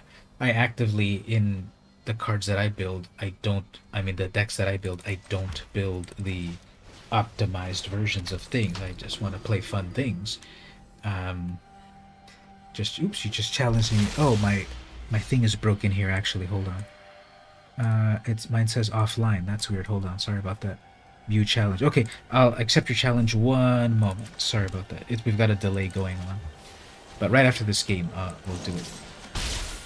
So, don't want to put you on the spot and such, Stevie and Squid, but what do you think about that? That are we playing a little bit too much towards the optimized range of things, or are we at a good power level? Are we happy with our last games and such? Mana Weft Sliver. Of course you have a Mana Weft Sliver. But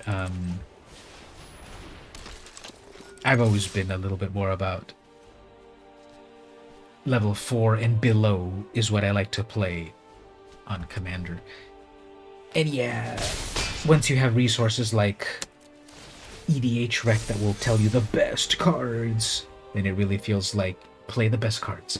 But it's still a choice on how you build decks, and when you combo off, like with that amazing Joyra deck that becomes solitary after she gets on the battlefield and you just drop a bunch of 0 mana artifacts, yeah, that's amazing.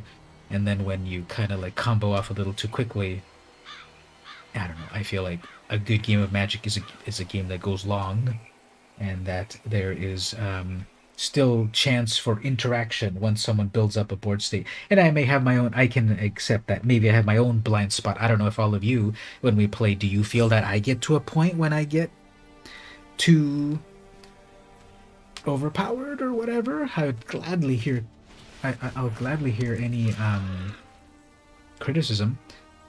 But I don't know. I feel like when I play with all of you, it's a little bit like lower power, and that's you get to do rest nothing. Womp womp. We'll give him one of these right here. Whoops. Yeah, and that's a rule 0 conversation we need to have, right? That if we want games that everyone can feel better about, that it's just like, sometimes I feel that either we're playing solitaire games or interactive games, and I know that I've felt sometimes in terms of, okay, I gotta deal with this and this and this and this, or else the game is over. And everyone's maybe playing a little solitaire, like, okay, if I just set up this, this, and this, I win. And I feel the opposite in terms of, well, I've got to then police the board, and I don't want that responsibility. I want people to play how they want to play. But if we don't have these conversations, then sometimes things get out of hand. Alright, so that's a pretty cool sliver that you had, opponent. Freaking mana weft sliver, so good. Turn 1 mana weft sliver lets you sliver, or turn 2 mana weft sliver lets you sliver into all your slivers.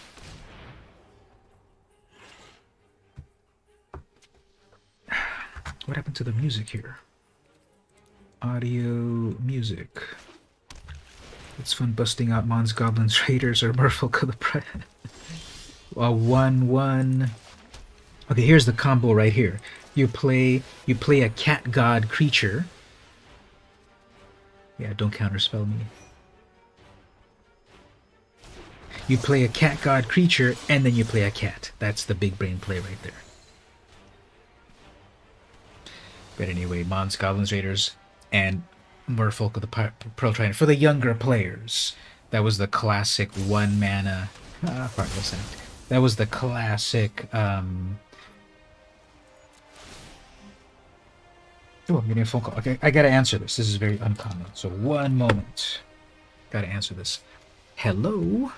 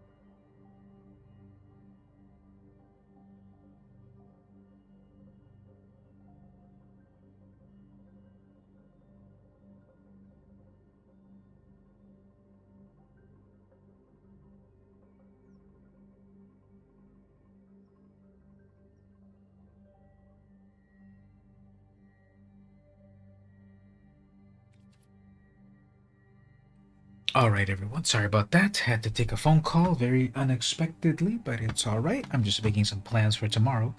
And sorry, I had to quit this game. I didn't read what it was telling me, and I left my commander in the graveyard, which I'll never be able to get back. So that was death.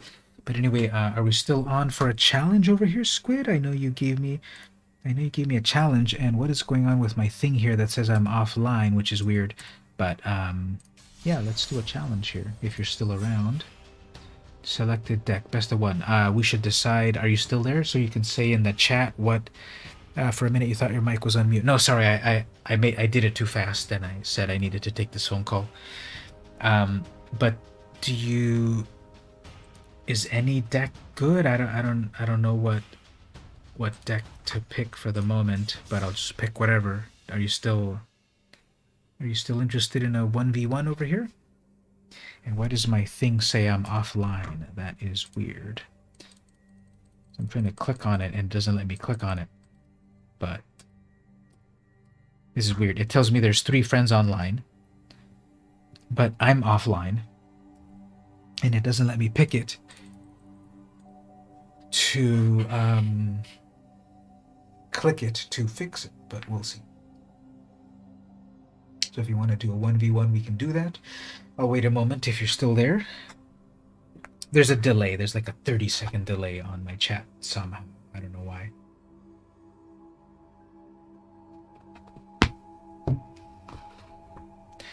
So I was saying earlier, one of my other presents was this Sonos speaker system. But it needs an app for it to even function. Yes, I'll install this app on my device. I just want to use it as a plain old. It's not letting you accept. Oh, that's weird. I think it depends on which decks we're playing. We need to decide which decks we're playing. Let's try to let that first. So let's do this. Which format do you want to play? I think we need to confirm which formats we're playing, and then we can pick which ones. Now, I don't doubt, unfortunately, that the 1v1 system is broken. I have been seeing that people have said that the 1v1 system is broken at the moment.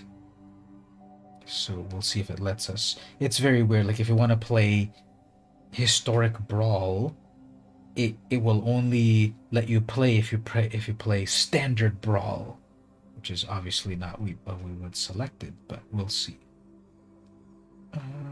So in order for this speaker to even work, I need the Sonos app. So I gotta go to my app store over here. I just want to turn it on to Bluetooth mode so I can pair it with my TV. But it said you have to get the Sonos app first and then somehow set it up with your... So standard. Okay, let's do that again then. Send the challenge again. My thing isn't working. So send the challenge again, and I'll. I don't have any standard decks actually. Oops, let me say that. Oops, I don't think I have standard decks. So I don't think I have any standard decks. Let's see. Let's look at standard. I have 0 standard decks. Okay, let me put together a standard deck.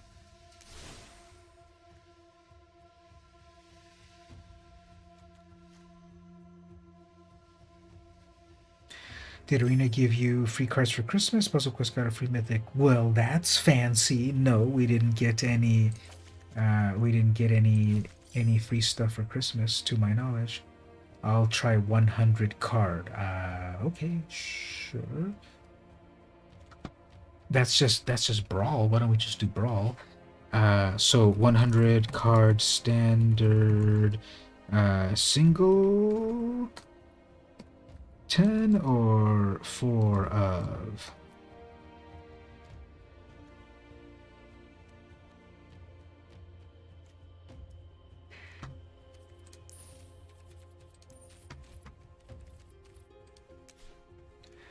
So there are many ways to play. And I'm gonna try out this sort of aggro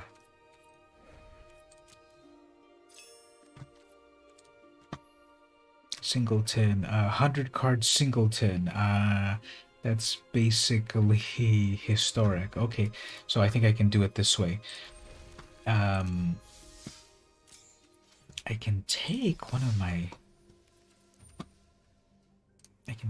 my historic brawl decks, clone it, and then change it over to standard, thusly, and then put Oswald back in. Oh wait, but that's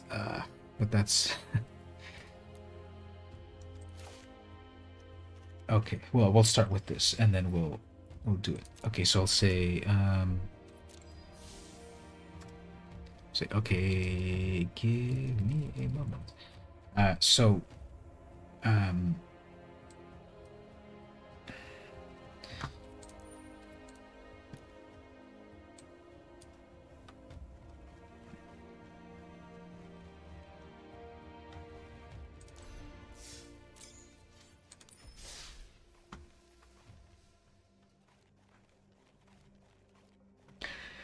So I'll start with this deck and then make it standard.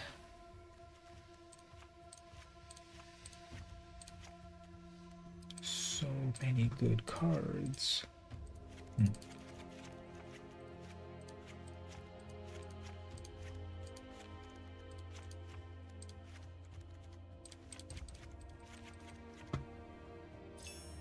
Isn't Cosmos Elixir a standard card? Arena.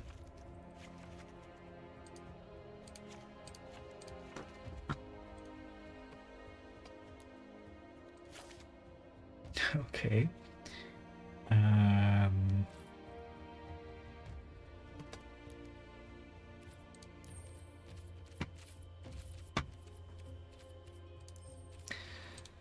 Put my mana rocks back into the deck.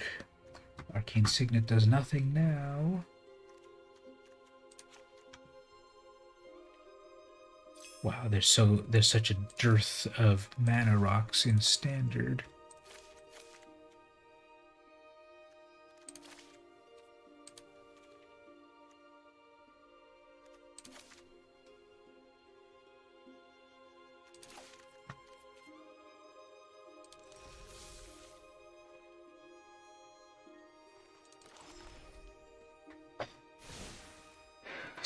Cards. So there. Okay, then we'll also put some cool equipment.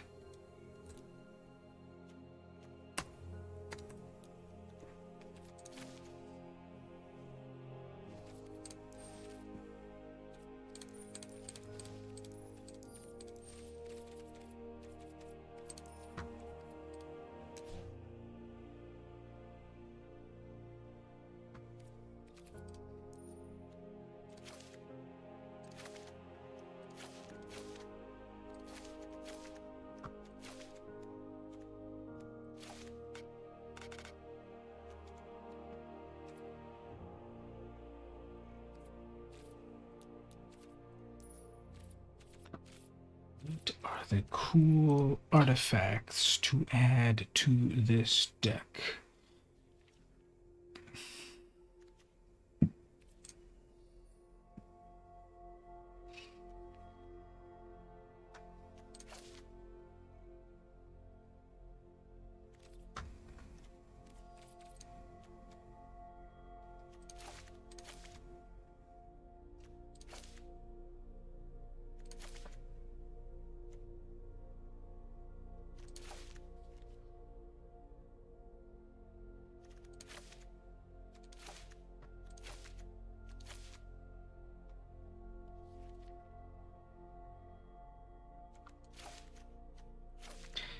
So I'm just putting this deck together. Well, see how it does. Hopefully it lets us...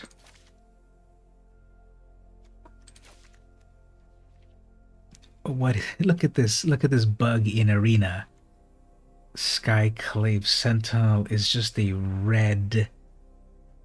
This reminds me of this panda card right here.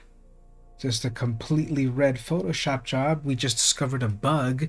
Can I report it to Magic and then they give me money for discovering their bug?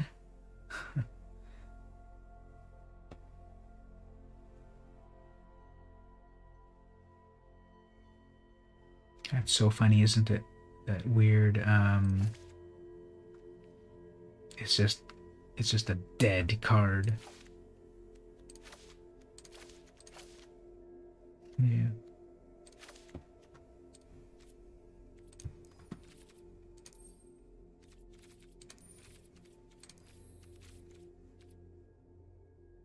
Yeah, let me take a screenshot of that. That's a good point. So we'll go back to it over here.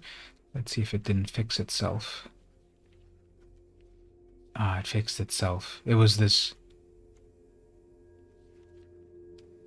Yeah, it fixed itself. Whoops, sorry about that. When I switched screens, it fixed itself. Oh no, there it is right there. Okay, let me take a screenshot. I'll grab a screenshot of that and say, hey, Wizards of the Coast, you have a faulty product here. Planeswalker collected. This doesn't make sense.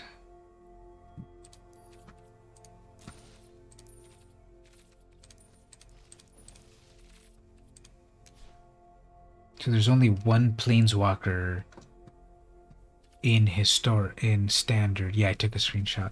So there's only one.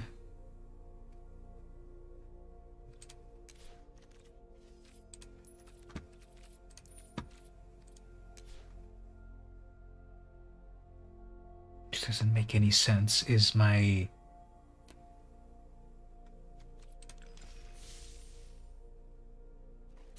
arena getting weird because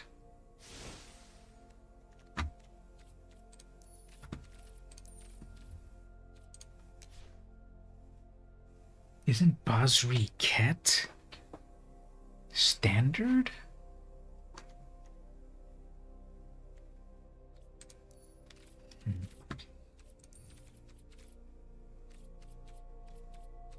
Okay, I'm almost there. I just need 10 more. I just need 10 more.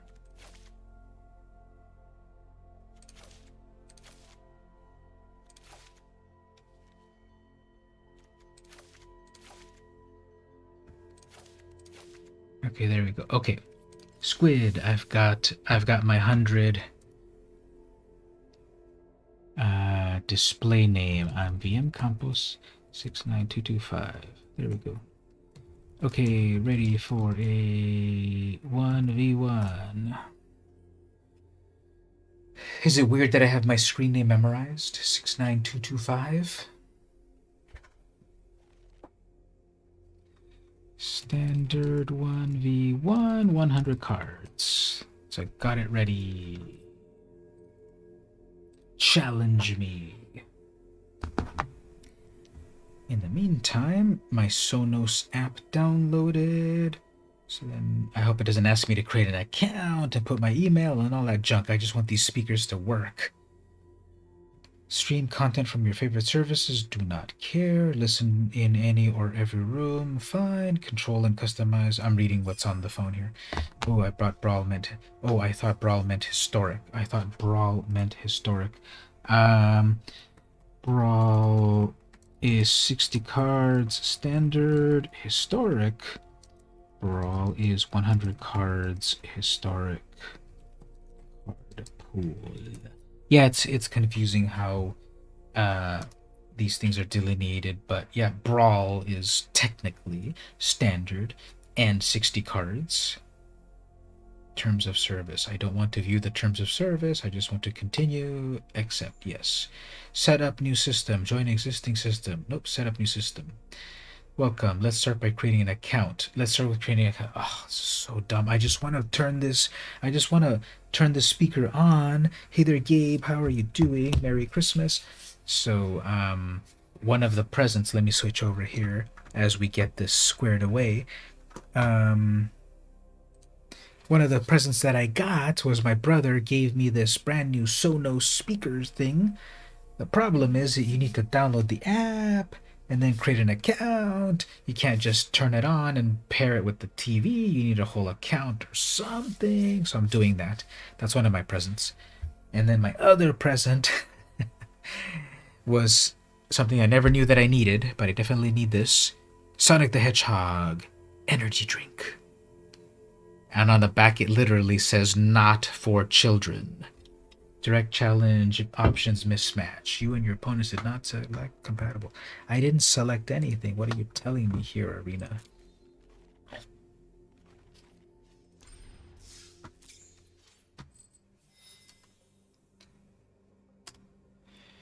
We'll say just set it to historic brawl and we can battle.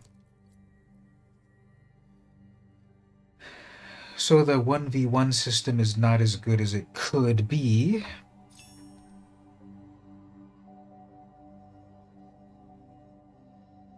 Create your Sonos account. Just sent a challenge. Okay.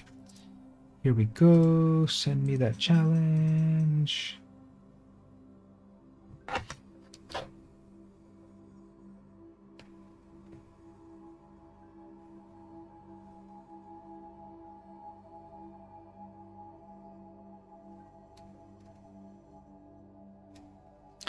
Don't see it at the moment. Maybe I need to exit Arena and restart it because my friend system is not working. Let me say here. Let me restart Arena. It's acting weird. So let me quit Arena for the moment. So we'll jump over here for a moment here, and I'm gonna restart Arena because it's kind of acting a little bit weird. Sonic Hedgehog energy drink, no doubt they'll get you going. This is gonna make you go fast, definitely. And it is made from 100% hedgehog juice. So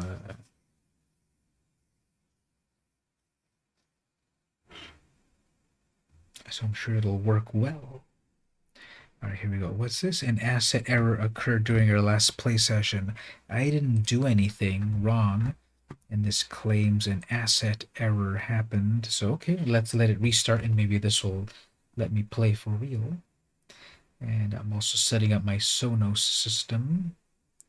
Again, yeah, apps are cool, and new systems are cool, but I just want to pair it and get started. Yes, accept, create and accept. Check your email. Send the email again, use a different address, take a few minutes for the email to arrive. So dumb. I just want to use these speakers. I don't want to go through the whole rigmarole of creating an account and everything.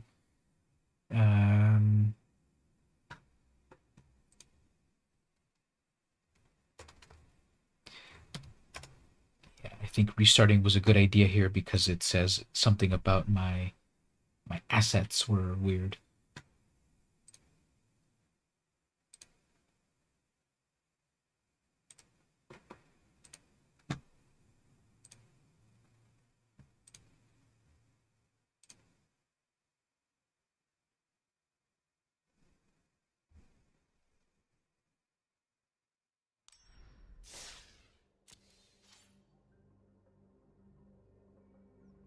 Okay, that started. It looks like all friends are up. There we go. Okay.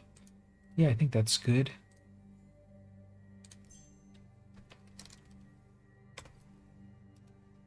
Okay, let's see about doing a challenge over here. Tournament, match, 60 card friendly brawl, 40 card alchemy. Friendly brawl, that's what we need right there. So let's see if that sets it. Allow auto discovery for easier setup. Sonos needs location and Bluetooth permission, so nearby products can automatically be discovered. Fine, I guess. Allow Sonos to access this device's location only when using the app. Sure. So location is done. Bluetooth is on. Okay. Please verify your email, which I thought I did.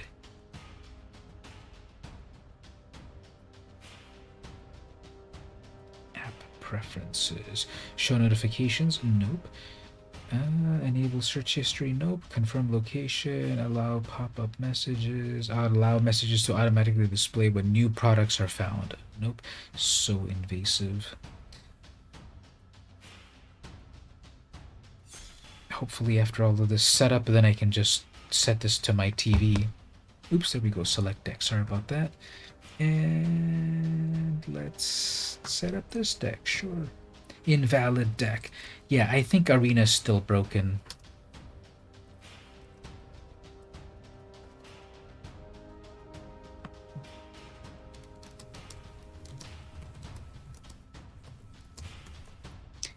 I know that these direct challenges were not working. I tried to play with other people like Kamiya Fire, and it just didn't work. I think there's some bug.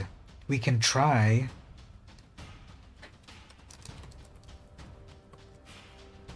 We can try it, but I think...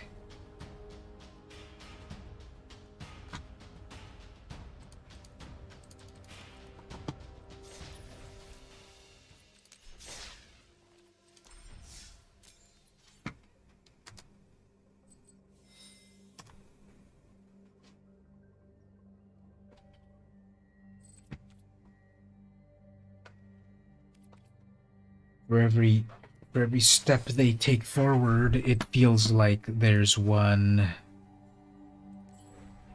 Cannot accept challenge. Please finish the current match. There is no current match going on. What are you talking about? Oh my god. There is no match going on, and why is it saying...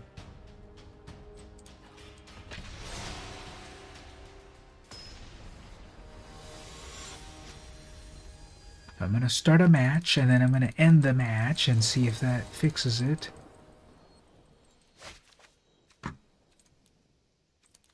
But it wasn't easy. That's right.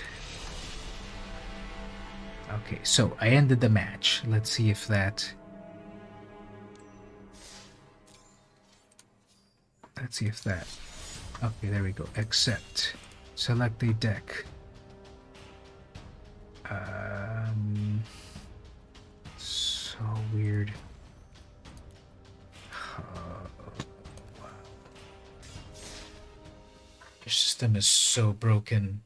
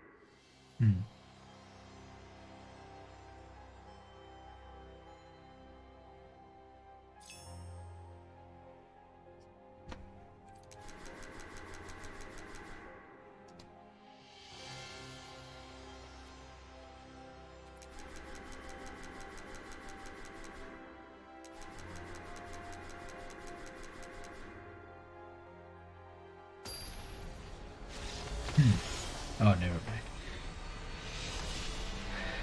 So this doesn't make any sense. Yeah, I think they still have some weird broken thing.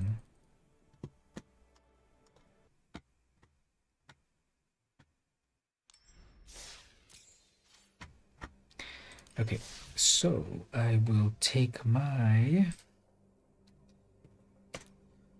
Oswald deck, clone it, then set it to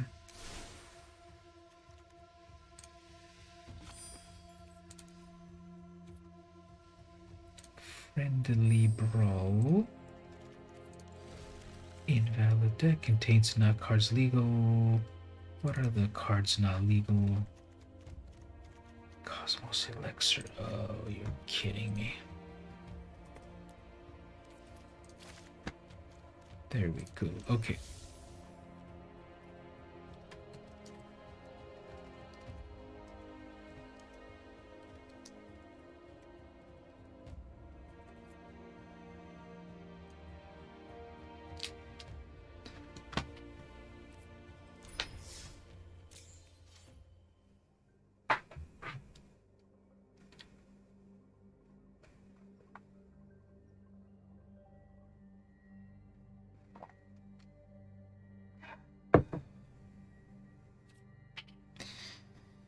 This is way too many hoops to try to play against versus your friends.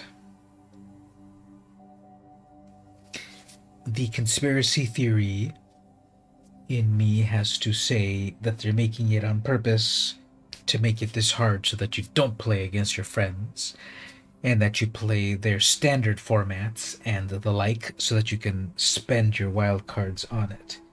That's too paranoid to consider, isn't it?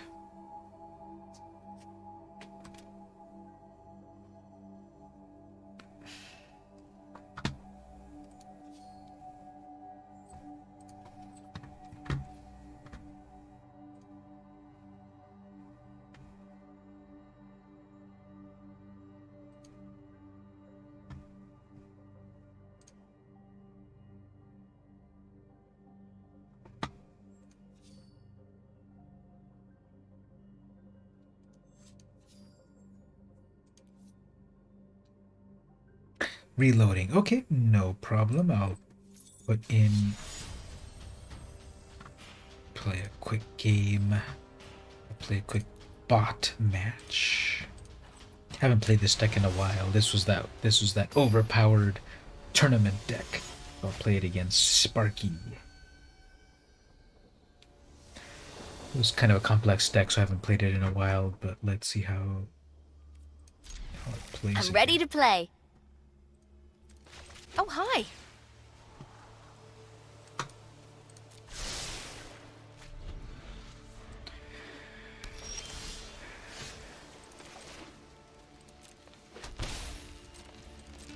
So this was a tournament level deck that was very complex to play.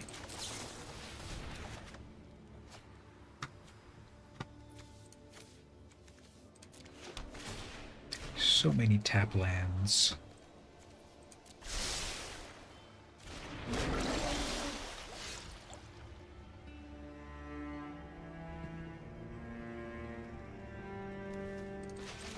Wilderness Reclamation banned in different formats is just too good.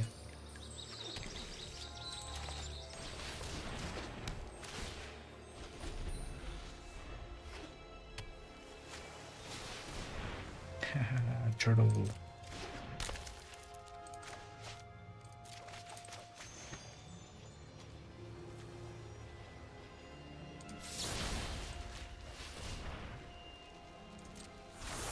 So the big idea with this is just to do a huge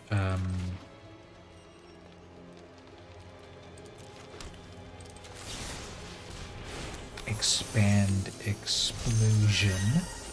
You're back. Okay, just one moment. Well, nah, this is just against the computer. So, okay, let me concede See you again this. soon, Planeswalker. And then we'll accept that challenge and see if that works.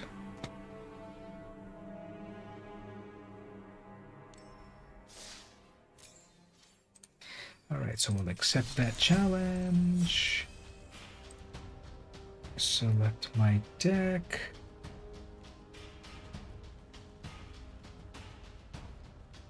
Oh, it's not letting me select it.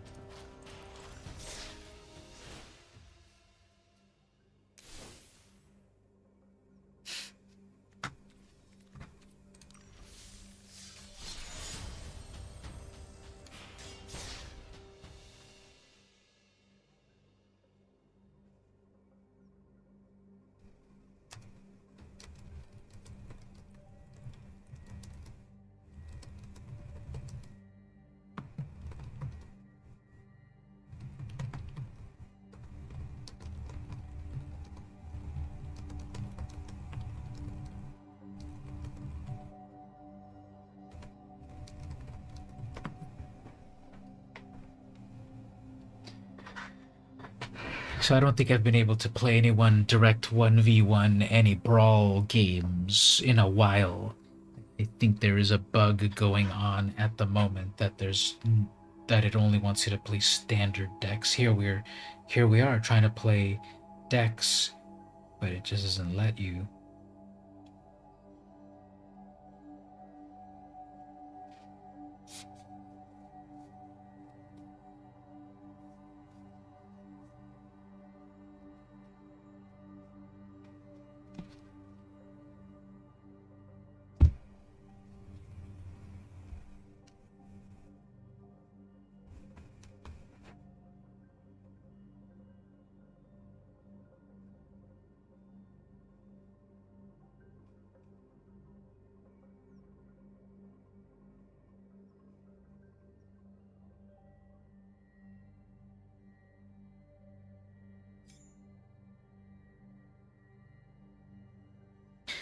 Yeah, I think there's some weird bug in Arena that they haven't addressed, which is so annoying.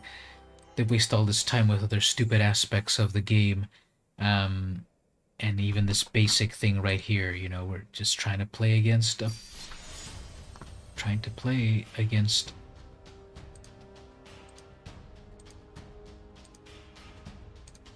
they put in their stupid alchemy cards, and then no one cares about alchemy, but they don't let us play the cards that we actually want to play. We'll give it one more chance, and if we can't do 1v1, I guess sorry, we can't do 1v1 at the moment. After the latest updates, all of these weird changes were made.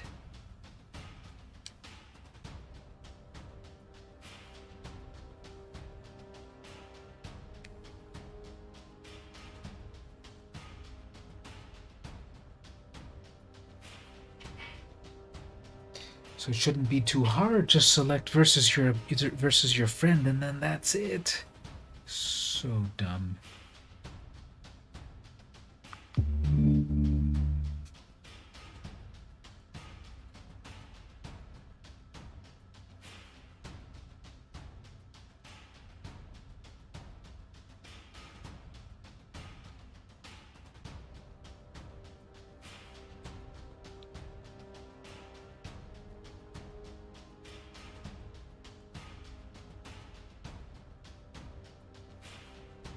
You throw any alchemy to the mix, and then strange things happen.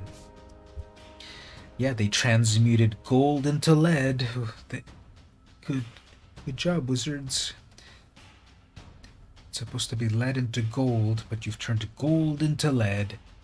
Can't even play against your friends on your friends list.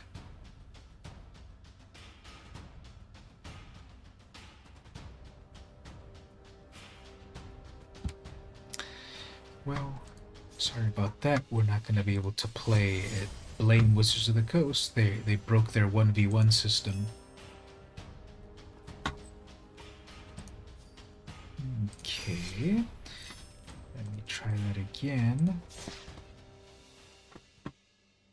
So we'll set that to friendly brawl. See if he can accept.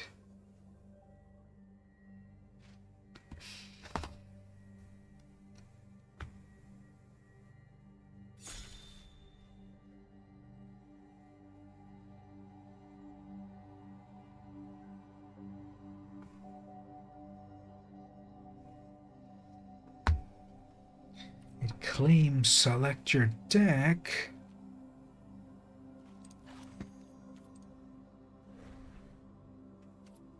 Deck invalid.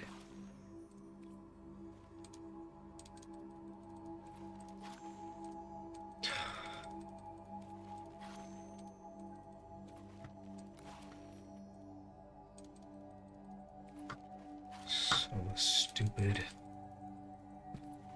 So all of these are valid decks, and it says it's invalid.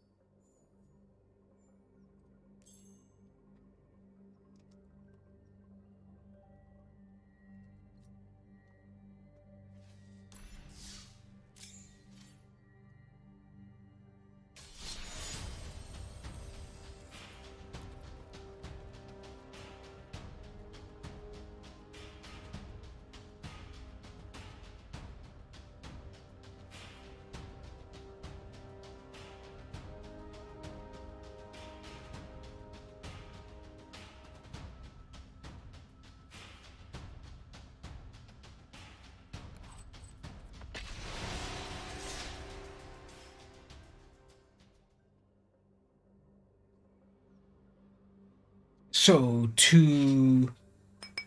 one refill, so 2 cups of Southern Comfort does the trick. It's a nice night. So I've been streaming for 2.5 hours. I'm gonna finish this challenge, and then we're gonna open a booster pack right here. I wasn't able to get a booster pack of the latest set. There's too many sets nowadays, which is Innistrad Crimson Vow. I got the set right before it, which is Innistrad Midnight Hunt. And I'll open this up here. Now, I miss the days when the pack itself would have a cool little story, right? The pack by itself would have a cool little story in the back. Now, if you want to see the story, you have to get it in one of these types of packs over here. In one of these, big box store packs. And this says, unleash the strength of Innistrad's werewolves by casting double-sided creatures with the power to transform on the battlefield. When day turns to night, it's lights out for your opponents. And it has the dash. Yeah, no problem. Arena's acting really, really weird. So you can try to restart it. So like for me right here, it's trying to find an opponent for 2 minutes. Arena's really a really cool way to play it, but it's just, I don't know, the app's been getting so many bugs and stuff, and we can't even play. I think there's some bugs that are just kind of stuck around too long, and one of them is even this, like, challenging each other. Now here's another bug here. I'm trying to cancel my opponent, and what's going to happen is it's eventually going to start the match, and then it'll say draw. So that's a weird aspect. Oops, let me switch over. What I mean to say is here, I'm trying to press cancel here, and nothing's happening. So there's some sort of there's yet another bug here that doesn't quite work. Going to bed. Okay, no problem. Thanks for stopping by and hanging out a little bit with us. Hopefully we can get together for some in-person games soon. And yeah, maybe we should start that conversation on the Discord about power levels of our decks. Do you want me to mention it in the Discord, or yourself, or something? Or what do you think about that? Because I would like to think about getting the power levels a little bit more normal than super optimized. We might need to have a chat with all of us to figure out where we want to be with our deck power levels. This is so weird. 3.5 minutes waiting for this thing to... Yeah, I'm just gonna close it. Let's switch over here for a moment. So many... I don't know if this is just bad luck. So many bugs happening and stuff. Let me restart Arena. And then you'll do it. Okay. Yeah, ping me if you want and stuff. But yeah, we should definitely have a little Rule Zero talk about where do we want our decks to be at. Because it's... yeah, the Cracker Pack's coming. Let's do the Cracker Pack now. Arena's acting weird. Let's do the Cracker Pack now. Arena may fail, but real cards won't. So let's open some real cards here. Again, this is not the latest set because there's a brand new set every 2 weeks. But here we have Innistrad Midnight Hunt. It's a draft booster. Let's see what fun cards we get.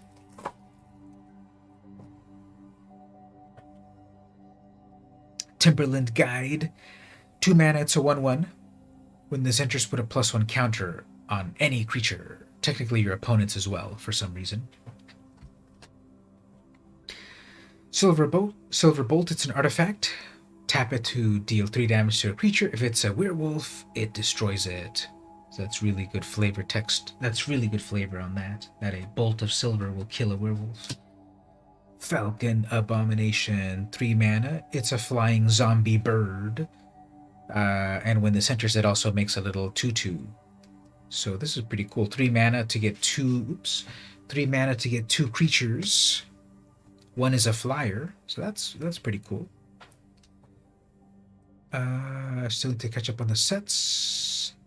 Yeah, that's unfortunately you're 2 sets behind now, and then as the sets keep coming out, we're gonna return to Kamigawa on the next set. So 2 sets behind suddenly becomes 4 sets behind. So here's a 2 mana 2/1 flying, cannot block, very aggro. Might of the Old Ways, 2 mana instant. Target creature gets +2, and if you've got Coven, draw a card. So if you've got a 1/1, a 2/2, and a 3/3, for example, you also draw a card. Coven. Oh, here's that Hedge Witch's Mask. Single white mana. It's equipment. It gives a creature +1/+1. It cannot be blocked by big creatures, and it's an equip for 2. So little creature sneaks in. Oh, here we have a special. You want the Godzilla set. If people play that one, well, it doesn't matter what other people play. If you want to get the Godzilla set, the Godzilla cards, which is Ikoria, have at it. Get some cool cards off of that and make some cool decks. Dawnheart Rejuvenator, 4 mana, human warlock, 2/4. When this enters, you gain 3 life. Tap it to make mana. So it's a mana dork plus life, plus cool frame. Candle Grove Witch, 2 mana, human warlock. At the beginning of your combat, gain flying. So if you've got Coven, make this a flyer. So if you got a 1/1, a 2/2, and a 3/3, this becomes a flyer. Lambholt Harrier, 2 mana wolf. It's a 2/2, pay 4 mana, target creature cannot block this turn. So you stun things to be unblockable. Here's a flip card. Bait Hook Angler, 2 mana, human peasant. It's a 2/1. If it dies, you can pay the disturb cost and bring it back to life. When it comes back to life, it comes back as a hook haunt drifter. Spirit 1/2 with flying. So on the front, he's a little fisherman guy, and he's saying, Jor was determined to stay out until he got a bite from something big.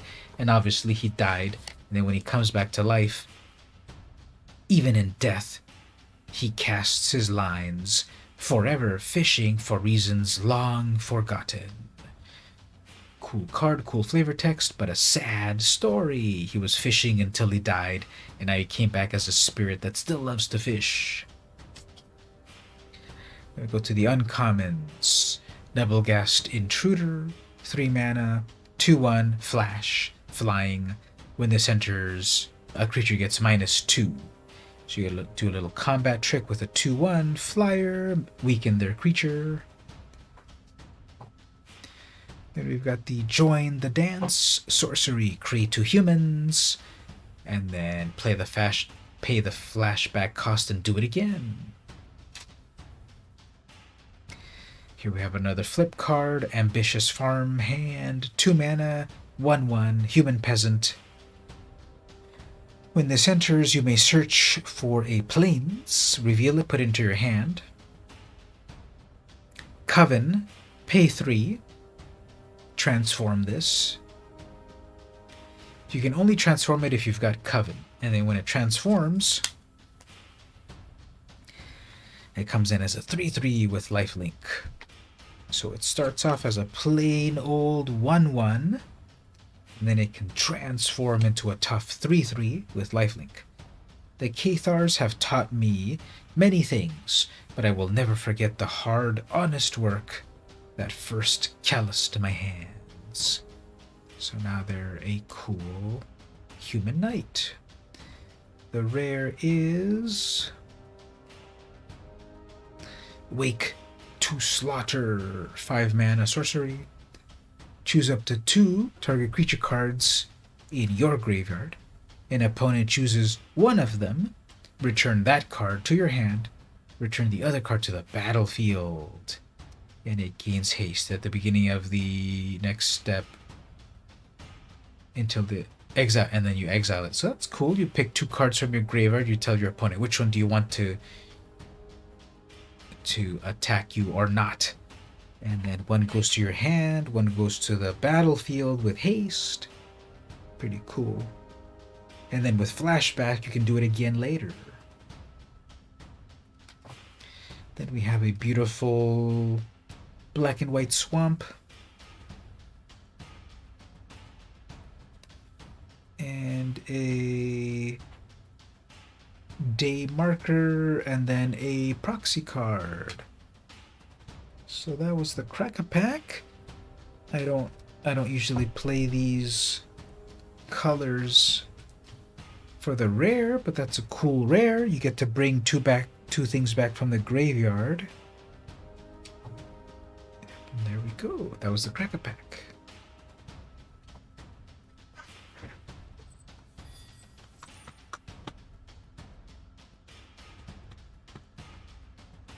Alright, let's see if we can get an opponent here. It's about 10:30. I'm gonna say at 11 I'll end the stream after I claim my gold. And having those 2 drinks was a little bit more than I thought. They were tasty and they feel nice, but getting me a little tired. Alright, so Jadzi, Oracle of Arcavios. Got some cool stuff here. Yeah, these swamps are nice, right?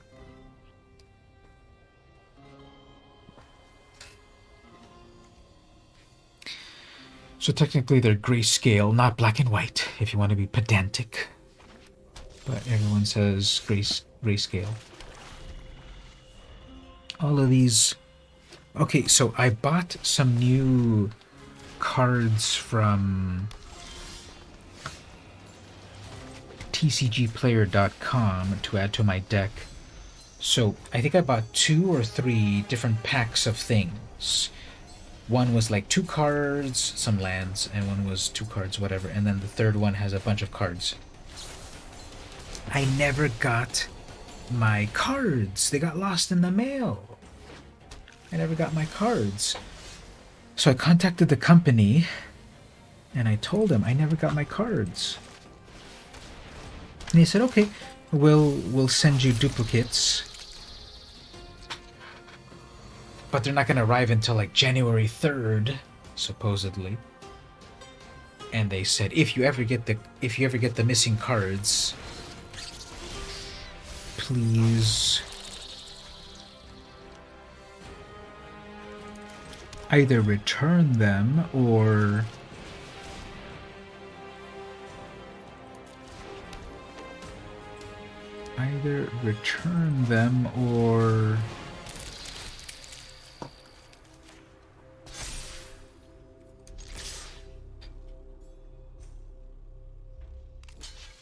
oh man, I should have put the counter over there. But anyway, if they said if you ever get the cards, return to sender, or keep them, and then you have to pay for them. So by now I should have gotten them. So it's very odd that I never got my cards.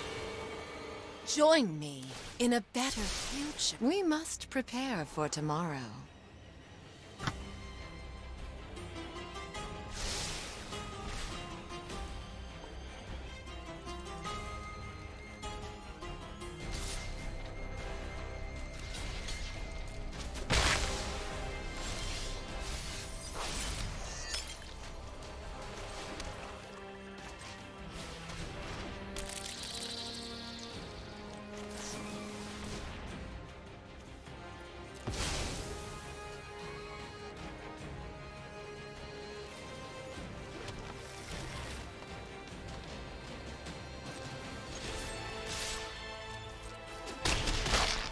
Alright, so one of the things that triggers me really bad is when Toski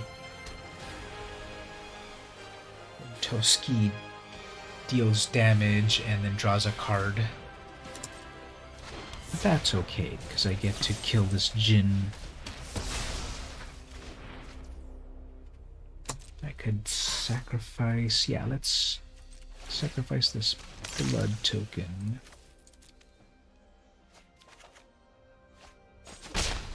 Spinal vinyl.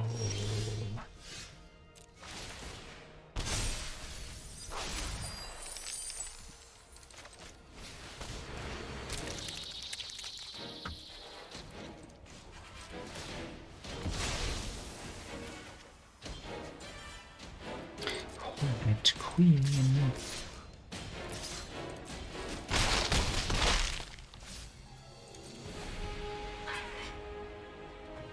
So, a while ago, when Arena was younger, one of the things were simpler, and they only had Ixalan, Block, maybe Dominaria, and Kaladesh. I would get so triggered, I would get so annoyed at Bomat Courier, which was single red mana,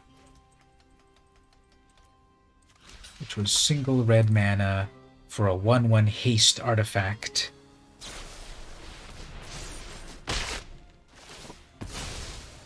And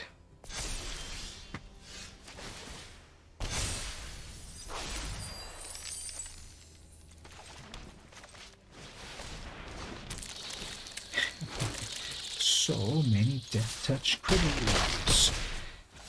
Anyway, it was a 1/1 haste artifact that when it attacked, the opponent would peel a card off the top of their deck and then store it under the Bomat Courier. Then later they can sacrifice the Bomat Courier and get all those cards back. So that card would trigger me so bad, it would annoy me so much.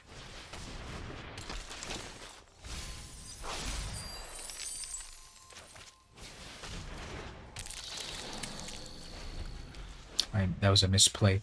Oh, never mind. That wasn't what I thought. So Bomat Courier was very annoying. I hated playing against people with Bomat Courier.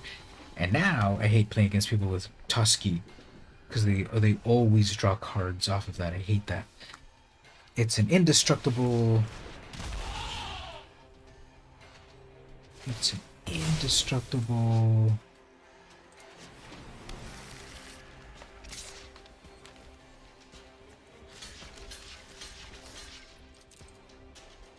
1/1 that whenever you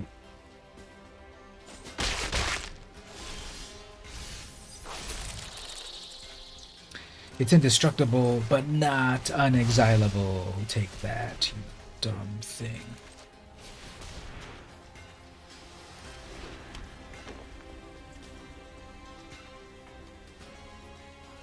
Three, four, 5, 6, 7, 8. I don't want a triple block.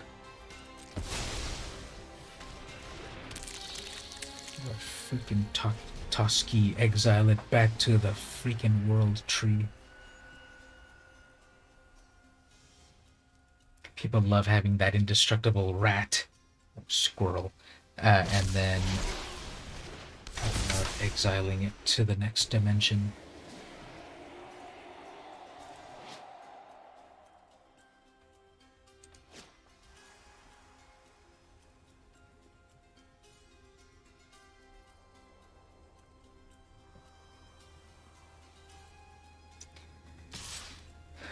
Alright, 8 damage is no thing at all.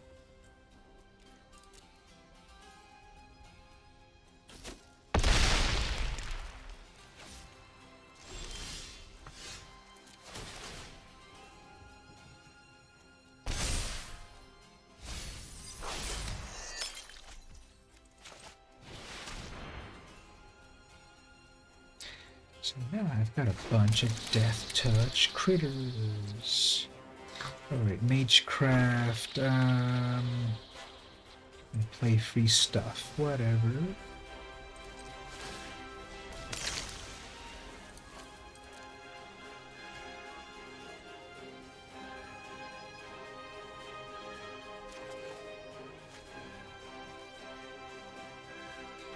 Alright, I got a bunch of death touch blockers. We're down to 6 life. I have enough damage in the air to kill them. So unless they have some sort of amazing abilities, this is game over for them. Unless they can gain more life.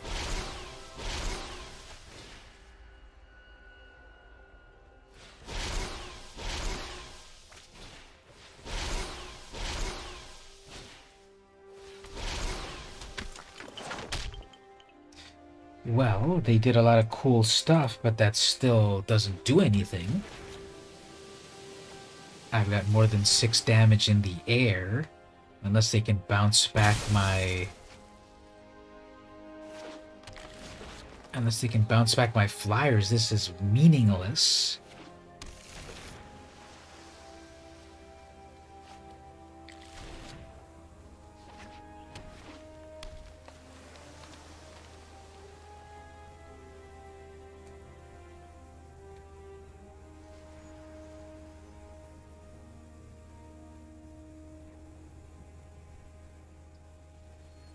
They might have Rabbit Bite for no reason.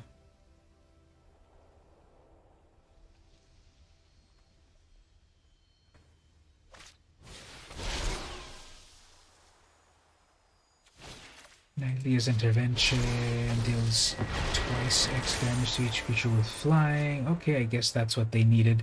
So they wiped my flyers. Okay, I guess that's what they needed. Was that lucky or what?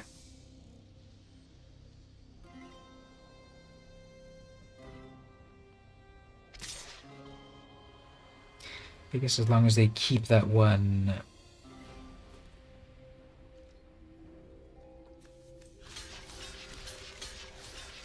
Three, 4, 5, 6, 7, I can't block. That's fine.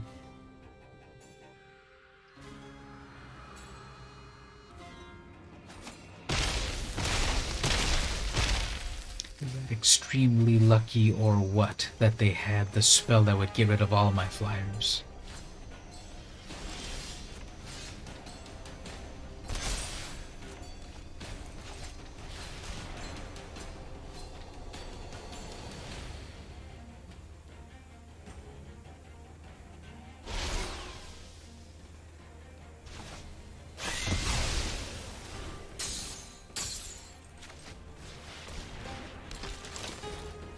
Okay, let's see if we can rebuild with Rutstein. I'm gonna resummon their 5/5.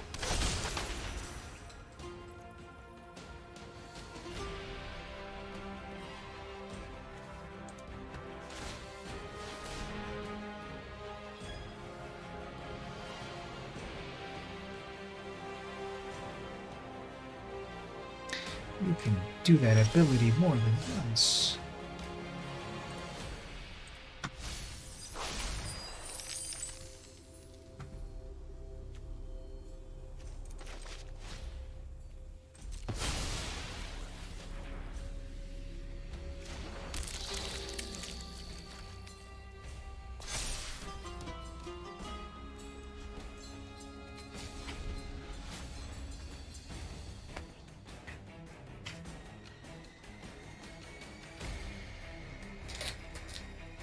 So will they get greedy? Yep, they're gonna get greedy and play that. Then I have Scott.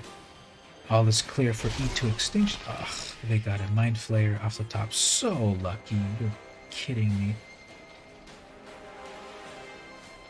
Yeah, he makes bugs here as well. He does multiple things. When it enters the battlefield or during the upkeep, mill a card. If it's a land, create a treasure. If it's a creature, create a bug, a Golgari bug. If it's a non-creature, create a blood token. So on here it does 3 things. On Puzzle Quest, I guess it just does 1 thing.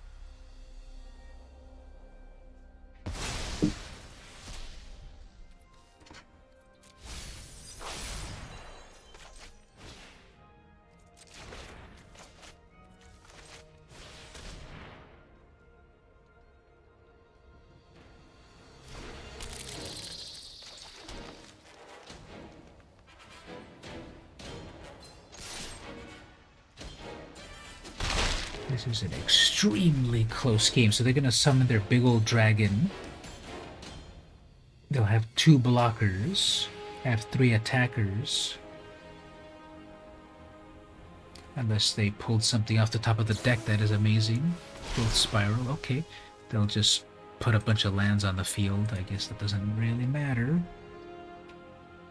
What does this land do here? Sacrifice Buried Ruin, return target artifact from your graveyard to your hand. Do you have any good artifacts? No good artifacts. It's strange that they do different effects. Yeah, I don't doubt it. It's just different ways to play. Scape Shift. It's just different ways to play, but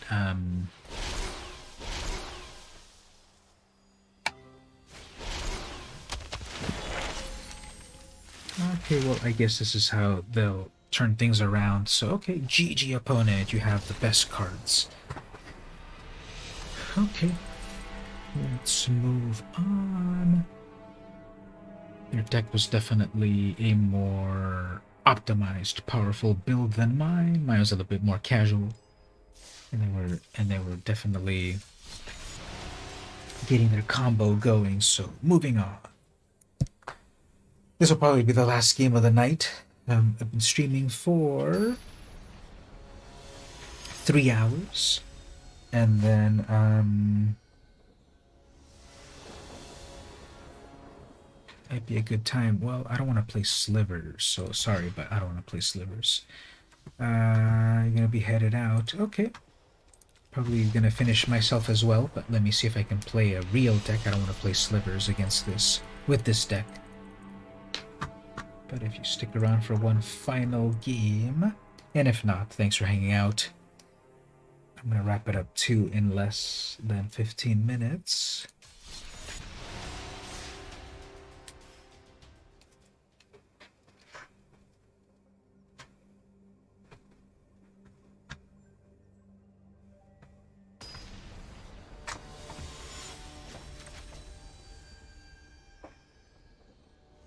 Mono green Vorinclex.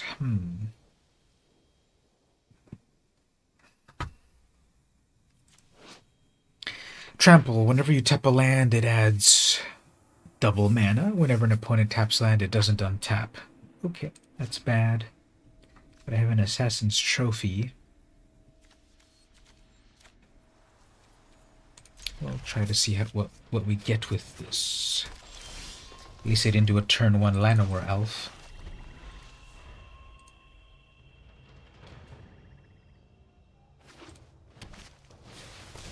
Turn 2 Poison Creature. Okay, well...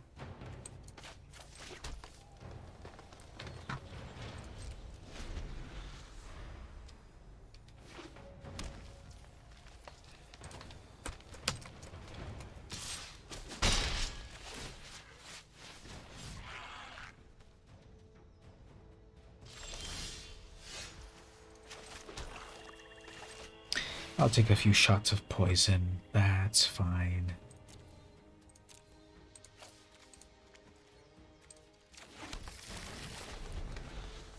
Yeah, I love those elves when I play them, not when my opponent plays them.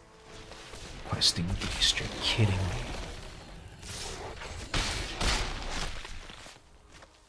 Alright, so the opponent's playing poison, but they're not really playing poison. Okay. Fine, let's deal with the opponent. Junk.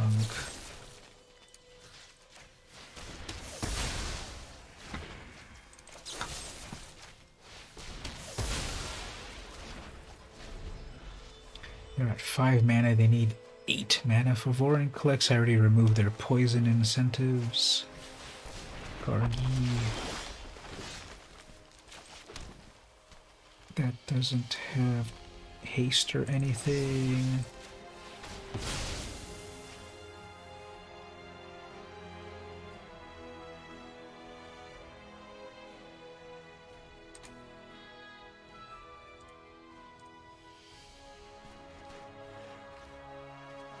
Well, it's just green. It's just green mishmash. Their deck is just green mishmash. We saw a couple of poison creatures, and then a Gargaroth just because it's a good green card, but it has no synergy. 7 mana on that. 8 mana for Vorinclex next. I have removal for it. That's fine. Gonna get out my Planeswalker.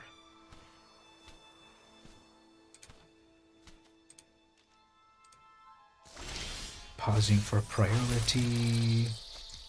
Ah, well, let's see what's in your hand, actually.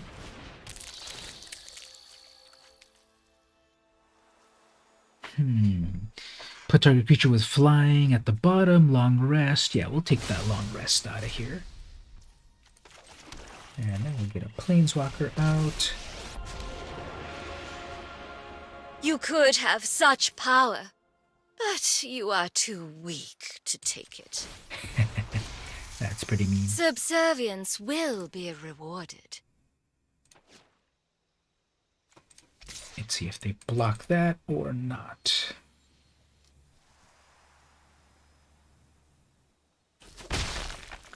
Alright. 6, 7, 8. Here's their 8th mana. There we go. There's their 8th mana for Vorinclex. That's the whole point of your deck. Please cast your Vorinclex. No attacks. No Vorinclex. Okay. Yeah, Brain Maggots. Brain Maggots here now. Good old Theros card.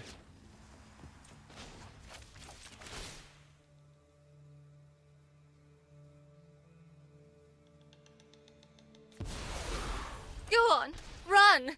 But we will catch you. It's a pretty scary voice.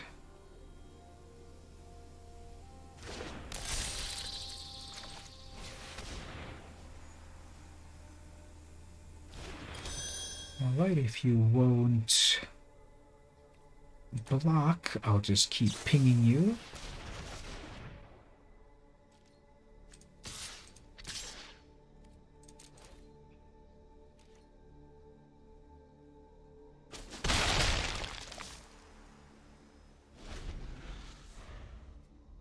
And then I'll do the blood on the snow coup de grace.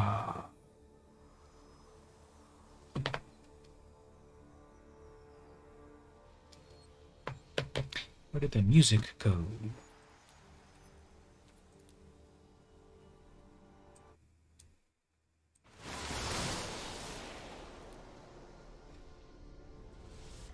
Okay, Naelia's intervention puts a bunch of lands on the field, I suppose.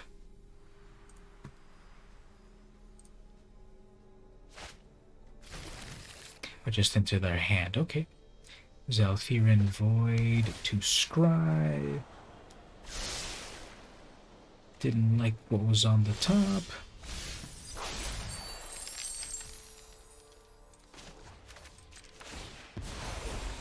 Oh yes, I know the knowledge you seek.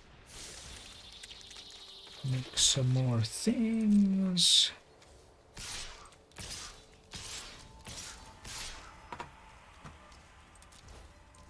I guess you can keep blocking if you want, or not blocking.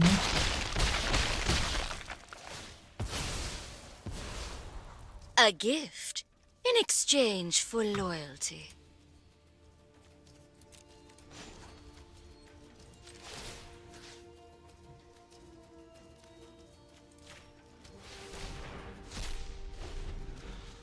So a selective Tormod's Crypt Honored Heirloom. Pay 2 mana, exile a target card from graveyard. They have a bunch of cards in hand.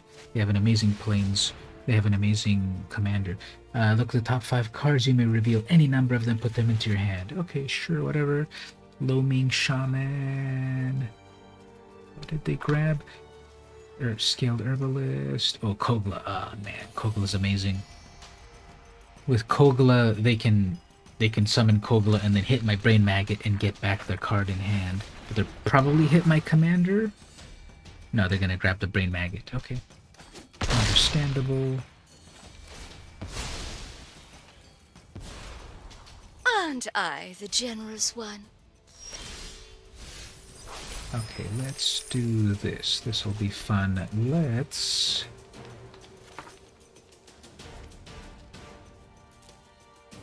Let's do a board wipe.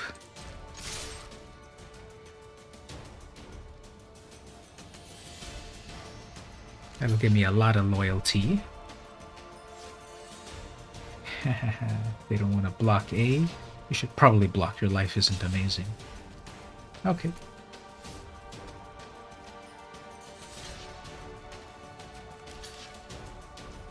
Okay, I'll take that.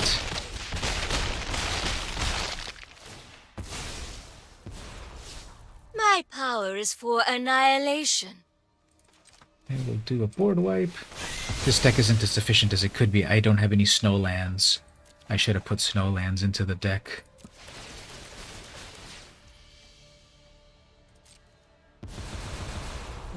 I will get what I want.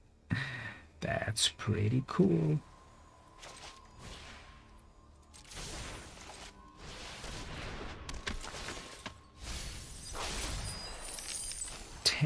Whole loyalty. You get an emblem with whenever an opponent deals combat damage. An opponent deals combat damage by one or more creatures you control. Whenever an opponent is dealt damage. Okay, fine. Let's get a free emblem for some reason. Struggle. You've already lost. I don't have any removal. I need removal for those creatures.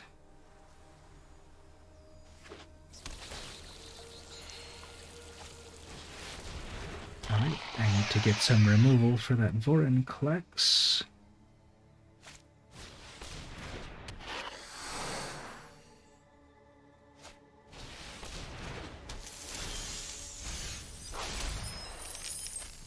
There's that removal.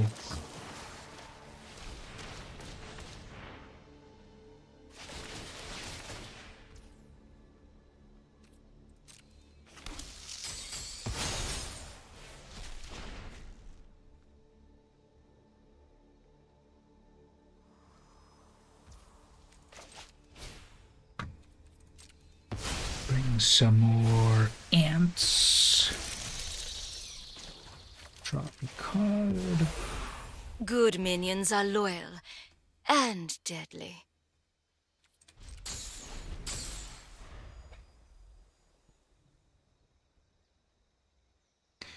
Eight, 9, 10, 6, 7, 8. Yeah, they've got plenty of mana for more Lothleth returns.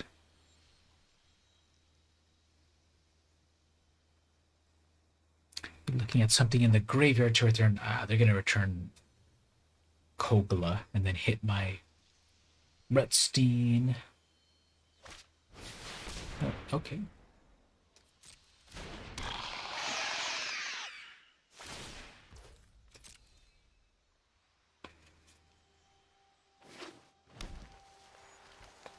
Now they have double mana. That's 6 mana for a Vorinclex. Okay, GG opponent. Yeah, I knew it was a waste of time to deal with that opponent. Well, I guess the last game of the night I will play my Oswald deck. And, let's see if we can get something fun to happen with Danitha, and then I'll wrap it up. So my Danitha deck is just, there's one creature in the deck, and then she's got a bunch of equipment. So, it's a very Voltron deck. This will be the last, the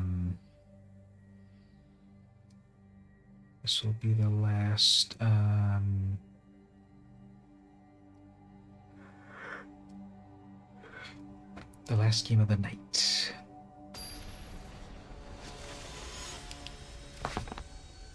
Alright, so here we have a CEDH deck, so this will be annoying. But I go first.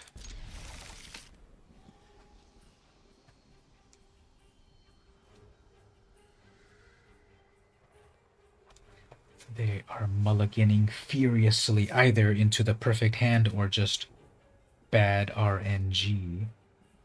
Nowadays with the London mulligan, it's much more an advantage, so even if they mulligan down to 4, I'm sure they still have amazing things.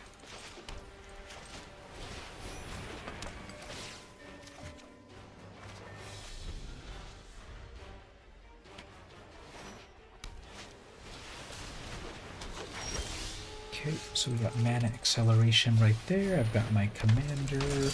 Next turn I can equip Relic Axe. Cobra.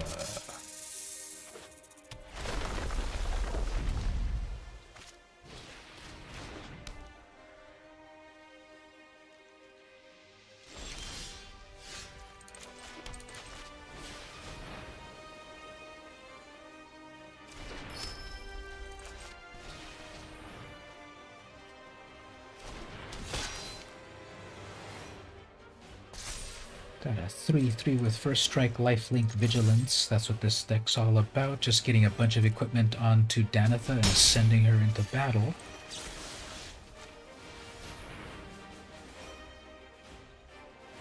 Good old Disenchant. So they have enough mana to summon their commander. Then I've got Conclave Tribunal. Ruin their world here, unfortunately. Let's see if they block. I don't think they'll block.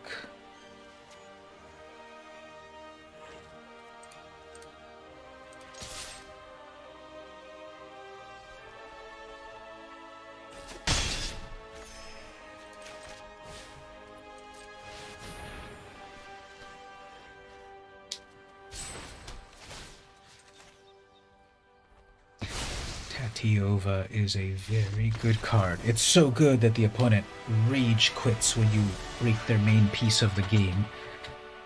Yeah, let's say that'll be the way we end the night.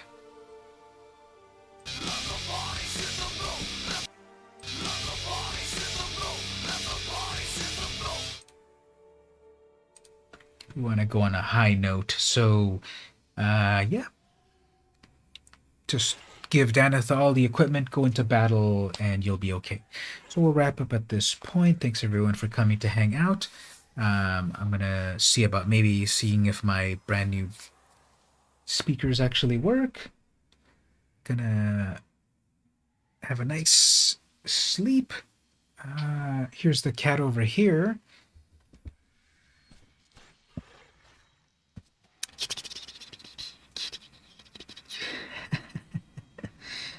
He knows I'm talking about him by the whipping of his tail. So anyway, that's a good spot to end the night. Thanks everyone for coming to hang out. Merry Christmas. Hope you have a good rest of the day.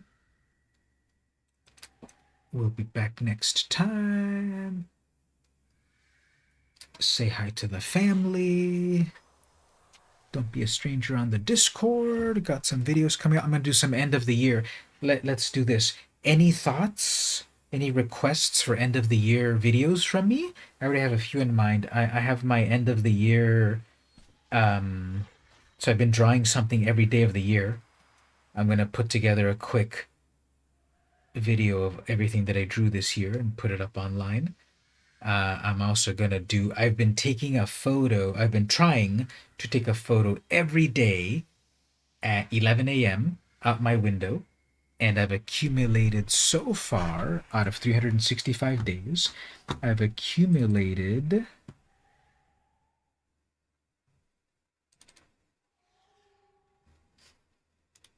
just a moment. I haven't been able to do it every day, but I've tried to take a photo every day out my window. I have 357. No, wait, that's not it. Sorry.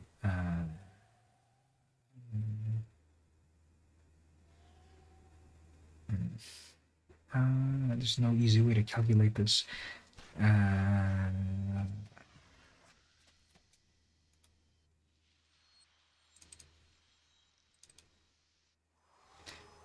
100, 207, 6, 6, 8, 8. I have 277. Huh, really? I guess I'm missing way more days than I thought. That's annoying. I have 200, yeah, I have 270 out of 365. Did I really miss that many days? Well, anyway, I was trying to take a photo every day for the whole year. I obviously missed way more than I thought I would. I have 270 at the moment, and there's only 7 days in the year left, right? So I'm going to end up with 277. That's like 90 days. Did I really miss 90 days of shots? That's annoying. But anyway, I took a photo of out my window. I think I can show it to you all. I can show you version 1 of what I've got here. So I'm putting together a video also of taking a photo every day out my window. Let me see if I can pull it up here. Will this display? Yeah, here it is. So this is not the final version of it, but it's going to be something like this. I'm going to clean it up. I'm going to remove all the white edges because I had to stabilize the footage. And it's going to play faster than this. But here's basically me looking out the window, taking a photo at 10:55 a.m. every day. And this is approximately, hey Rosla, how are you doing? And thank you so much for that amazing super chat. I appreciate it so much. That's amazing.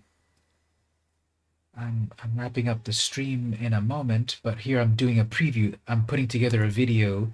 This is me taking a photo at 10:55 a.m. for approximately the whole year. I missed several days, but I'm going to put together a video, and it's going to be looking out the window, and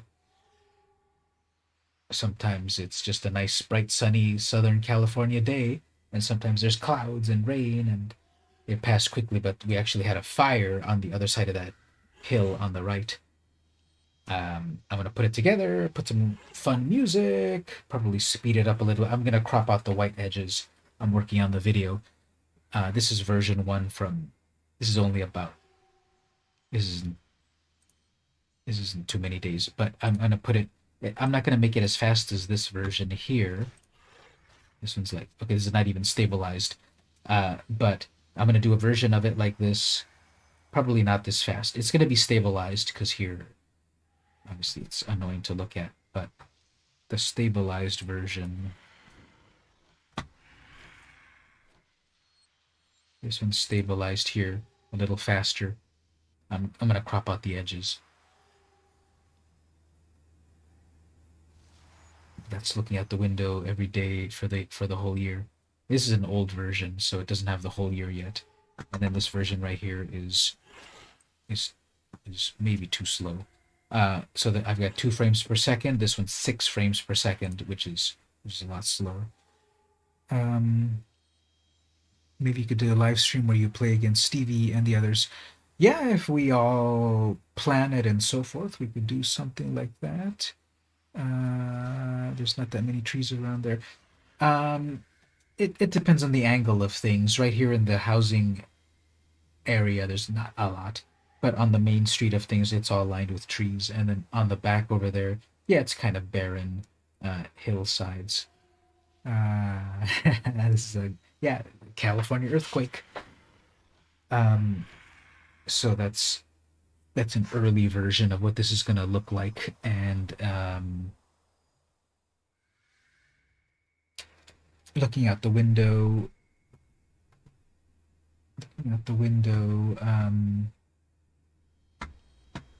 so that's coming. So I'm going to do this. I'm going to do this one photo every day, 2021 type of video. I'll put cool music and so forth. So that's coming. I'm also going to put together my video of my drawing a day. So I was making a drawing every day for the whole year. You can get a preview of it over here.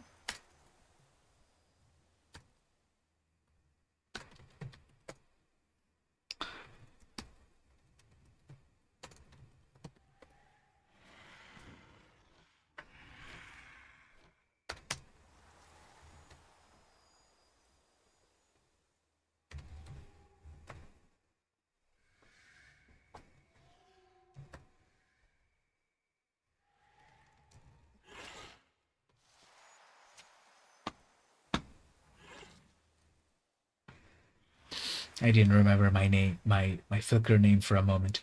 So this is just a drawing every day that I did for the whole year, and I'm gonna put these together into some kind of video. And some are better than others. I tried harder on some days than others, and I was inspired more on one day than others. So that's coming, and then yeah, we'll do a live stream duel. We 40 paces with brawl decks.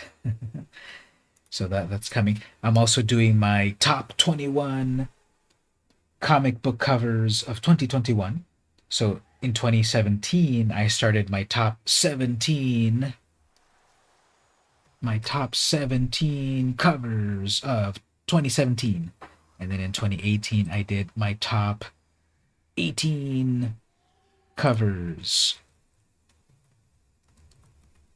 of 2018. And then in 2019, I did my top 19 covers of 2019. And then last year, my top 20 covers of 2020. So this year, I've got to do my top 21 covers of 2021. I'm putting together my top picks at the moment.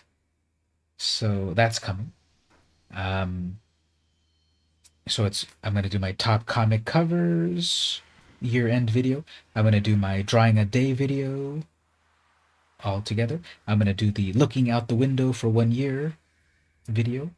What else? Some other things that are in the pipeline for the YouTube.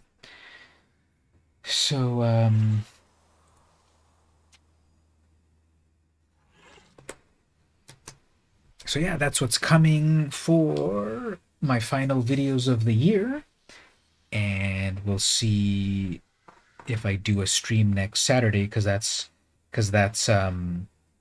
the first of the year, right? So I've got to I got my family stuff going on, but we'll see about getting a maybe some 1v1 stream with the fans. That's what's coming soon. So oops. So thanks everyone for coming to stop by. One final thing, Rosla, here's what you missed. I was showing some of my Christmas presents. My brother gave me this Sonic the Hedgehog energy drink. And on the back it says, not for children. So thanks everyone for coming to another stream. Say hi on the Discord. Have a good day and week. Once again, totally appreciate that super chat there. That's amazing. I would be perfectly happy with a $1 super chat, but that $10 whole is amazing. That's a great way. That's a great present. That's a great gesture there.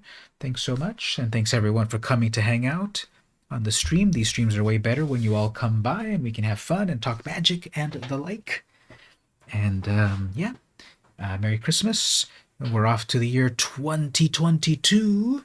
Can you believe it's already going to be the far-flung future of the year 2022? So have a good night, everyone. Stay safe. Don't let the bed bugs bite. I need to go sleep off these 2 drinks that I had earlier with all of you. Have a good rest of the night, and I'll see you next time on the stream.